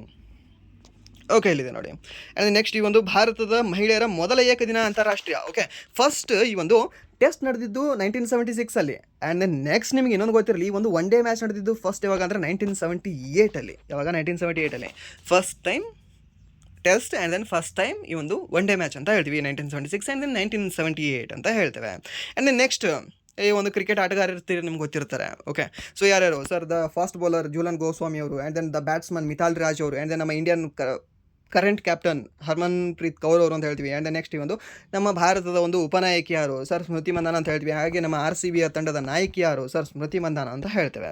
ಆ್ಯಂಡ್ ನೆಕ್ಸ್ಟ್ ಪ್ರಶ್ನೆ, 2 ಸಂಖ್ಯೆಗಳ LCM 360, ಅವುಗಳ HCF 15 ಆಗಿದೆ. 2 ಸಂಖ್ಯೆಗಳ ಗುಣಲಬ್ಧ ಎಷ್ಟು ಅಂತ ಕೇಳಿದ್ದಾನೆ. ಓಕೆ, ಏನಾಗುತ್ತೆ 360 ಇಂಟು 15 ಮಾಡಿ ಎಷ್ಟು ಬರುತ್ತೆ ನಿಮ್ಗೆ ಆನ್ಸರ್ ಎಷ್ಟು ಬರುತ್ತೆ? ಓಕೆ 36 ಮೀನ್ಸ್ ನಾನು 18 ಇಂಟು 2 ಅಂತ ಬರ್ಕೊಳ್ತೀನಿ. 18 into 2 into 15. So 15 2 30 into 18. Okay 18 3 54. So means 5400 ಆಗುತ್ತೆ. ಓಕೆ ಆಪ್ಷನ್ ಬಿ ಇದಕ್ಕೆ ಸರಿ ಉತ್ತರ ಆಗುತ್ತೆ. ಅಷ್ಟೇ ಸಿಂಪಲ್. ಆ್ಯಂಡ್ ದೆನ್ ನೆಕ್ಸ್ಟ್ ಪ್ರಶ್ನೆ ಓಕೆ ಇದೆ ನೋಡಿ, ಸೇಮ್ ಇದೆ ಎಲ್ಲ ಆಗುತ್ತೆ. ಆ್ಯಂಡ್ ದೆನ್ ನೆಕ್ಸ್ಟ್ ಪ್ರಶ್ನೆ, ಎ ಬಿ ಮತ್ತು ಸಿ ಒಂದು ಕೆಲಸವನ್ನು ಕ್ರಮವಾಗಿ 18, 27, 36 ದಿನಗಳಲ್ಲಿ ಪೂರ್ಣಗೊಳಿಸಬಲ್ಲರು. ಅವರು ಒಟ್ಟಾಗಿ ಅದೇ ಕೆಲಸದ 2/3 ಭಾಗವನ್ನು ಎಷ್ಟು ದಿನಗಳಲ್ಲಿ ಪೂರ್ಣಗೊಳಿಸ್ತಾರೆ ಅಂತ ಕೇಳಿದಾನೆ. ಓಕೆ ಸಿಂಪಲ್ ಕ್ವಶನ್ ಅಲ್ವಾ, ಮಾಡ್ಬೋದಾ ಇದನ್ನು ನೀವು? ಓಕೆ ಎ ಇದೆ ಎಷ್ಟು 18 ದಿನ, ಆ್ಯಂಡ್ ದೆನ್ ಬಿ ಎಷ್ಟಿದೆ ಸರ್ 27 ದಿನ, ಆ್ಯಂಡ್ ದೆನ್ ಸಿ ಎಷ್ಟಿದೆ ಸರ್ ಇದು 36 ದಿನ. ಓಕೆ ಸೊ ಇದ್ರದ್ದು LCM ತೊಗೊಳ್ಳಿ, ಎಷ್ಟು ಬರುತ್ತೆ ನಿಮಗೆ? ಎಷ್ಟಾಗುತ್ತೆ ಅಂತಂದರೆ 36 ಓಕೆ 108 ಆಗುತ್ತೆ. ಓಕೆ ಇದ್ರ LCM. ಹಾಗಾದರೆ 18 ಎಷ್ಟಲೇ 108 ಸರ್? 18 6ಲೇ 108, ಆ್ಯಂಡ್ ದೆನ್ 27 ಎಷ್ಟಲೇ 108, 27 4ನೇ 108, ಆ್ಯಂಡ್ ದೆನ್ ನೆಕ್ಸ್ಟ್ 36 ಎಷ್ಟಲೇ 108 ಸರ್? 36 3ಲೇ 108 ಅಂತ ಹೇಳ್ತೇವೆ. ಓಕೆ ಸೊ ಅವ್ರದ್ದು ಎಲ್ಲರೂ ಸಹ ಎಫಿಷಿಯನ್ಸಿ ಎಷ್ಟಾಯಿತು? 6 4 3 ಮೀನ್ಸ್ ಎಷ್ಟು? 6 4 10, 10 + 3 13 ಆಯಿತು. ಓಕೆ ಸೊ ಎಷ್ಟು ಅವ್ರದ್ದು ಎಫಿಷಿಯನ್ಸಿ 13 ಇದೆ. ಆ್ಯಂಡ್ ದೆನ್ ನೆಕ್ಸ್ಟ್ ಅವ್ರೇನು ಹೇಳಿದ್ದಾರೆ, ಅವರ ಒಂದು ಟೋಟಲ್ ವರ್ಕ್ನ ಎಷ್ಟು ಒಟ್ಟಾಗಿ ಅದೇ ಕೆಲಸದ 108 ಕೆಲಸದ 2/3 ವರ್ಕನ್ನು ಎಷ್ಟು ದಿನಗಳಲ್ಲಿ ಅಂತ. ಓಕೆ 2/3 ವರ್ಕ್ ಎಷ್ಟು ಬರುತ್ತೆ ನಿಮಗೆ? 3 36ಲೇ. ಓಕೆ ಸೊ ಯಾಕಂದರೆ 36 3ಲೇ 108 ಅಂತ ಇವಾಗಲೇ ಹೇಳಿದೀವಲ್ವಾ. ಓಕೆ ಸೊ ಮೀನ್ಸ್ 36ಲೇ 36 ಎಷ್ಟಾಗುತ್ತೆ ನಿಮಗೆ? 6 12, ಆ್ಯಂಡ್ ದೆನ್ 3 6 1 7 72 ವರ್ಕ್. 72 ವರ್ಕನ್ನು ಅವ್ರು ಎಷ್ಟು ದಿನದಲ್ಲಿ ಮಾಡಬೇಕು? 72 ವರ್ಕನ್ನು 13 ಎಫಿಷಿಯನ್ಸಲ್ಲಿ ಎಷ್ಟು ದಿನದಲ್ಲಿ ಮಾಡಬಹುದು? 13. ಓಕೆ ಇಲ್ಲಿ ಇದೆ ಅಲ್ವಾ, ಸೇಮ್ ಆಪ್ಷನ್ ಇದೆ ಅಲ್ಲ. ಓಕೆ 13 13 5 65, ಆ್ಯಂಡ್ ದೆನ್ 65 ಪ್ಲಸ್ ಎಷ್ಟು ಉಳಿತು ನಿಮಗೆ? 7 ಉಳಿತು. ಓಕೆ 5 7/3 ಇದೆಯಲ್ಲ, ಆಪ್ಷನ್ ಬಿ ಇದಕ್ಕೆ ಉತ್ತರ ಆಗುತ್ತೆ. ಓಕೆ ಸಿಂಪಲ್ ಇದೆ ಕ್ವಶನ್ಗಳೇನಿಲ್ಲ. ಆ್ಯಂಡ್ ದೆನ್ ನೆಕ್ಸ್ಟ್ ಪ್ರಶ್ನೆ, ಒಂದು ವಸ್ತುವಿನ ಕ್ರಯ ಮೂಲ ಓಕೆ ಮೀನ್ಸ್ ಒಂದು ಕಾಸ್ಟ್ ಪ್ರೈಸ್ 500 ಆಗಿದೆ, ಮಾರಾಟದ ಬೆಲೆ 550 ಆಗಿದೆ ಅಂತ. ಹಾಗಾದರೆ ಲಾಭದ ಶೇಕಡಾವಾರು ಎಷ್ಟು ಅಂತ ಕೇಳಿದಾನೆ. ಸರಿನಾ? ಲಾಭದ ಶೇಕಡಾವಾರು ಎಷ್ಟು ಸರ್? ಇವೆರಡು ಸಹ ಡಿಫ್ರೆನ್ಸ್, ಸೆಲ್ಲಿಂಗ್ ಪ್ರೈಸ್ ಮತ್ತು ಕಾಸ್ಟ್ ಪ್ರೈಸ್ನ ಒಂದು ಡಿಫ್ರೆನ್ಸ್ ಎಷ್ಟಿದೆ ಅದು ನಮಗೆ ಇದಾಗಿರುತ್ತೆ, ಏನೋ ಏನಂತ ಹೇಳ್ತೀವಿ, ಪ್ರಾಫಿಟ್ ಅಂತ ಹೇಳ್ತೀವಿ. ಹಾಗಾದರೆ ಈ ಒಂದು ಕೆಳಗೆ ಯಾವುದು ಇಟ್ಕೊಳ್ತೀವಿ ಸರ್? ಕಾಸ್ಟ್ ಪ್ರೈಸ್ ಇಟ್ಕೊಳ್ತೀವಿ, ಇದಕ್ಕೆ ನಾವು ಕಂಪೇರ್ ಮಾಡಬೇಕಲ್ವಾ. So 500 into 100, so 100 1 100 5 5 1 5 10, so means 10% ಇದಕ್ಕೆ ಸರಿಯಾದ ಉತ್ತರ ಆಗುತ್ತೆ. ಆ್ಯಂಡ್ ದೆನ್ ನೆಕ್ಸ್ಟ್ ಪ್ರಶ್ನೆ, ಓಕೆ ಈ ಫಾರ್ಮುಲಾ ಇಟ್ಕೊಂಡೆಲ್ಲ ನೀವು ಮಾಡಬಹುದು, ಬಟ್ ಇದು ಸ್ವಲ್ಪ ಇದಾಗುತ್ತೆ, ಕಿರಿಕಿರಿ ಆಗ್ಬೋದು ಅನ್ಸುತ್ತೆ. ಅಂದರೆ ನೆಕ್ಸ್ಟ್ ಪ್ರಶ್ನೆ, ಭಾರತದಲ್ಲಿ ಕೃಷಿಯ ನಂತರ 2ನೇ ಅತಿ ದೊಡ್ಡ ಉದ್ಯೋಗದಾತ ಯಾವ ಉದ್ಯಮ ಅಂತ ಕೇಳಿದಾನೆ. ಕಬ್ಬಿಣ ಮತ್ತು ಉಕ್ಕಿ ಉದ್ಯಮ ಮೇ ಬಿ, ಆ್ಯಂಡ್ ನನಗೆ ಜವಳಿ ಉದ್ಯಮ, ಆ್ಯಂಡ್ ದೆನ್ ನೆಕ್ಸ್ಟ್ ಒಂದು ಸಕ್ಕರೆ ಉದ್ಯಮ ಮತ್ತು IT ಉದ್ಯಮ ಅಂತ ಕೇಳಿದಾನೆ. ಸರ್ನಾ ಸಕ್ಕರೆ ಉದ್ಯಮ ನಿಮಗೆ ಜಾಸ್ತಿ ಕೊಡೋದಿಲ್ಲ, ಆ್ಯಂಡ್ ದೆನ್ IT ಉದ್ಯಮ ಸಹ ಜಾಸ್ತಿ ಜನರಿಗೆ ಅದು ಜೀವನ ಕೊಡೋದಿಲ್ಲ, ಬದಲಾಗಿ ಒಂದು ಜವಳಿ ಉದ್ಯಮ ಅಂತ ಹೇಳ್ತೀವಿ. ಸರ್ನ ಯಾವುದು ಅಂತ ಹೇಳ್ತೀವಿ? ಒಂದು ಜವಳಿ ಉದ್ಯಮ ಭಾರತದಲ್ಲಿ ಕೃಷಿಯ ನಂತರ 2ನೇ ಅತಿ ದೊಡ್ಡ ಉದ್ಯೋಗದಾತ ಒಂದು ಉದ್ಯಮ ಆಗಿದೆ. ಓಕೆ ಫಸ್ಟ್ ಕೃಷಿ, ಸೆಕೆಂಡ್ ಜವಳಿನೇ. ಓಕೆ ಸೊ ನೀವು ನೆನ್ಪಿಟ್ಕೊಂಡ್ರೆ ಸಾಕು. ಆ್ಯಂಡ್ ದೆನ್ ನೆಕ್ಸ್ಟ್, ಎಷ್ಟು ಜನರಿಗೆ ಎಷ್ಟು ಮಿಲಿಯನ್ ಜನರಿಗೆ ಇದು ಉದ್ಯೋಗವನ್ನು ನೀಡಿದೆ ಅಂತ ಹೇಳ್ಬೋದಾ? ಎಷ್ಟು ಜನರಿಗೆ ಅಂದರೆ ಕನಿಷ್ಠ ಅಂದರೆ 45 ಮಿಲಿಯನ್ಗೆ. ಓಕೆ 45 ಮಿಲಿಯನ್ ಪ್ಲಸ್ ಜನರಿಗೆ ಇದು ಡೈರೆಕ್ಟಾಗಿ ಉದ್ಯೋಗವನ್ನು ನೀಡಿದೆ. ಯಾವುದೇ ಒಂದು ಟೆಕ್ಸ್ಟೈಲ್ ಇಂಡಸ್ಟ್ರಿ ಅಂತ ಹೇಳ್ತೀವಿ, ಯಾವುದೇ ಒಂದು ಜವಳಿ ಉದ್ಯಮ ಅಂತ ಹೇಳ್ತೀವಿ. ಓಕೆ ಸೊ ಇದನ್ನು ಸಹ ನಿಮಗೆ ಕೇಳೋ ಚಾನ್ಸಸ್ ಇರುತ್ತೆ, ಇದನ್ನು ಸಹ ನೀವು ನೆನ್ಪಿಟ್ಕೊಳ್ಳಿ. ಆ್ಯಂಡ್ ನೆಕ್ಸ್ಟ್ ಈ ಒಂದು ಮೇಜರ್ ಟೆಕ್ಸ್ಟೈಲ್ ಹಬ್ಗಳು ಯಾವ್ದು ಇರ್ಬೋದು ಸರಿ? ಒಂದು ಅಹಮದಾಬಾದ್ ಅಂತ ಹೇಳ್ತೀವಿ, ಆ್ಯಂಡ್ ನೆಕ್ಸ್ಟ್ ಮುಂಬೈ ಅಂತ ಹೇಳ್ತೀವಿ, ತಮಿಳುನಾಡಿನ ಕೊಯಂಬತ್ತೂರು ಅಂತ ಹೇಳ್ತೀವಿ, ಹಾಗೆ ನಮ್ಮ ಒಂದು ಕರ್ನಾಟಕದ ದಾವಣಗೆರೆ ಅಂತ ಹೇಳ್ತೇವೆ. ಓಕೆ ಸೊ ಇದು ಸಹ ನಿಮ್ಗೆ ಗೊತ್ತಿರಲಿ. ಆ್ಯಂಡ್ ದೆನ್ ನೆಕ್ಸ್ಟ್ ಪ್ರಶ್ನೆ, ಬ್ರಹ್ಮಪುತ್ರ ನದಿಯು ಬಾಂಗ್ಲಾದೇಶದಲ್ಲಿ ಯಾವ ನದಿಯೊಂದಿಗೆ ಸೇರಿ ಸುಂದರ್ಬನ್ ಡೆಲ್ಟಾವನ್ನು ರೂಪಿಸುತ್ತದೆ ಅಂತ ಕೇಳಿದ್ದಾನೆ. ಸರ್ ಈ ಒಂದು ಬ್ರಹ್ಮಪುತ್ರ ನದಿ ಹೋಗಿ ಈ ಒಂದು ಪದ್ಮಾ ನದಿಯ ಜೊತೆ ಸೇರ್ಪಡೆ ಆಗ್ತದೆ. ಓಕೆ ಎಲ್ಲಿ ಅಂತ ಹೇಳ್ತೀವಿ? ಒಂದು ಗಂಗಾ ಅಂತ ಹೇಳ್ತೀವಿ. ಸರ್ ಯಾವುದೇ ಒಂದು ಗಂಗೆಗೆ ಇರ್ತಕ್ಕಂತಹ ಯಾವುದು ಬಾಂಗ್ಲಾದೇಶದಲ್ಲಿ ಇರ್ತಕ್ಕಂಥ ಹೆಸರು ಈ ಒಂದು ಪದ್ಮ ಅಂತ ಹೇಳ್ತೀವಿ. ಪದ್ಮ ಜಮುನಾ ಎರಡೂ ಸಹ ಕೂಡಿಕೊಂಡು ಈ ಒಂದು ಡೆಲ್ಟಾವನ್ನು ರೂಪ ಮಾಡ್ತವೆ. ಆ್ಯಂಡ್ ದೆನ್ ನೆಕ್ಸ್ಟ್ ನಿಮಗೆ ಏನು ಕೇಳ್ಬೋದು, ಮತ್ತು ಪಾಕಿಸ್ತಾನದಲ್ಲಿ ಯಾವ ಒಂದು ಡೆಲ್ಟಾ ಕಂಡುಬರುತ್ತೆ ಅಂತ? ಯಾವುದಂದರೆ ಒಂದು ಸಿಂಧೂ ನದಿ ಡೆಲ್ಟಾ ಕಂಡುಬರುತ್ತೆ ಅಂತ ಹೇಳ್ತೀವಿ. ಸಿಂಧೂ ನದಿ ಡೆಲ್ಟಾ ಕಂಡುಬರುತ್ತೆ ಅಲ್ಲಿ ಒಂದು ಪಾಕಿಸ್ತಾನದಲ್ಲಿ. ಆ್ಯಂಡ್ ದೆನ್ ನೆಕ್ಸ್ಟ್ ಈ ಒಂದು ವಿಶ್ವದಲ್ಲಿ ಅತಿ ದೊಡ್ಡ ಒಂದು ಡೆಲ್ಟಾ ಯಾವುದು ಅಂತ ಕೇಳ್ತಾನೆ ನಿಮಗೆ. ಅವಾಗ ನೀವು ಹೇಳಬೇಕಾಗಿರ್ತಕ್ಕಂಥ ಆನ್ಸರ್ ಯಾವುದು ಸರ್? ಅಗೇನ್ ಇದೇ ಒಂದು ಸುಂದರ್ಬನ್ ಡೆಲ್ಟಾ ಅಂತ ಹೇಳ್ತೇವೆ. ಸರಿನಾ? ಸೊ ಯಾಕೆ ಇದಕ್ಕೆ ಸುಂದರ್ಬನ್ ಡೆಲ್ಟಾ ಅಂತ ಹೆಸರು ಬಂತು ಅಂದರೆ ಇಲ್ಲಿ ಸುಂದರಿ ಅಂತಕ್ಕಂಥ ಒಂದು ಮರಗಳು ಅತಿ ಹೆಚ್ಚಾಗಿ ಕಂಡುಬರ್ತವೆ. ಎಲ್ಲಿ ಒಂದು ಬಾಂಗ್ಲಾದೇಶದ ಒಂದು ಡೆಲ್ಟಾದಲ್ಲಿ. ಓಕೆ ಸೊ ಇದು ನಿಮ್ಗೆ ಗೊತ್ತಿರ್ಬೋದು. ಆ್ಯಂಡ್ ದೆನ್ ಇದು ನಿಮಗೆ ಕೇಳೋ ಚಾನ್ಸಸ್ ಸಾಕಷ್ಟಿದೆ. ಆ್ಯಂಡ್ ದೆನ್ ನಿಮಗೆ ಇದನ್ನು ಬಹಳ ಅಂದರೆ ಬಹಳ ಟೈಮ್ ಕೇಳ್ತಾನೆ ನಿಮಗೆ. ಓಕೆ ಸೊ ಇಲ್ಲಿ ನಿಮಗೆ ಇನ್ನೊಂದು ಏನು ಗೊತ್ತಿರಬೇಕು ಅಂತಂದರೆ, ನಾರ್ಮಲಾಗಿ ಇಲ್ಲಿ ಉತ್ತರಾಖಂಡದಲ್ಲಿ ಗಂಗಾ ನದಿ ಹುಟ್ಕೊಳ್ತು. ಓಕೆ ಸೊ ಇದು ಕಾನ್ಸೆಪ್ಟ್ ಸ್ವಲ್ಪ ಅರ್ಥ ಮಾಡ್ಕೊಳ್ಳಿ, ನಿಮ್ಗೆ ಅರ್ಥ ಆಗುತ್ತೆ. ಗಂಗಾ ನದಿ ಹುಟ್ಕೊಳ್ಳುತ್ತೆ, ಹುಟ್ಕೊಂಡು ಏನು ಮಾಡುತ್ತೆ ಇಲ್ಲಿ ಬರುತ್ತೆ, ಇಲ್ಲಿ ಬಂಗಾಳವರೆಗೂ ಬರುತ್ತೆ. ಬಂಗಾಳವರೆಗೂ ಬಂದು 2 ಭಾಗವಾಗಿ ಹರಿತದೆ.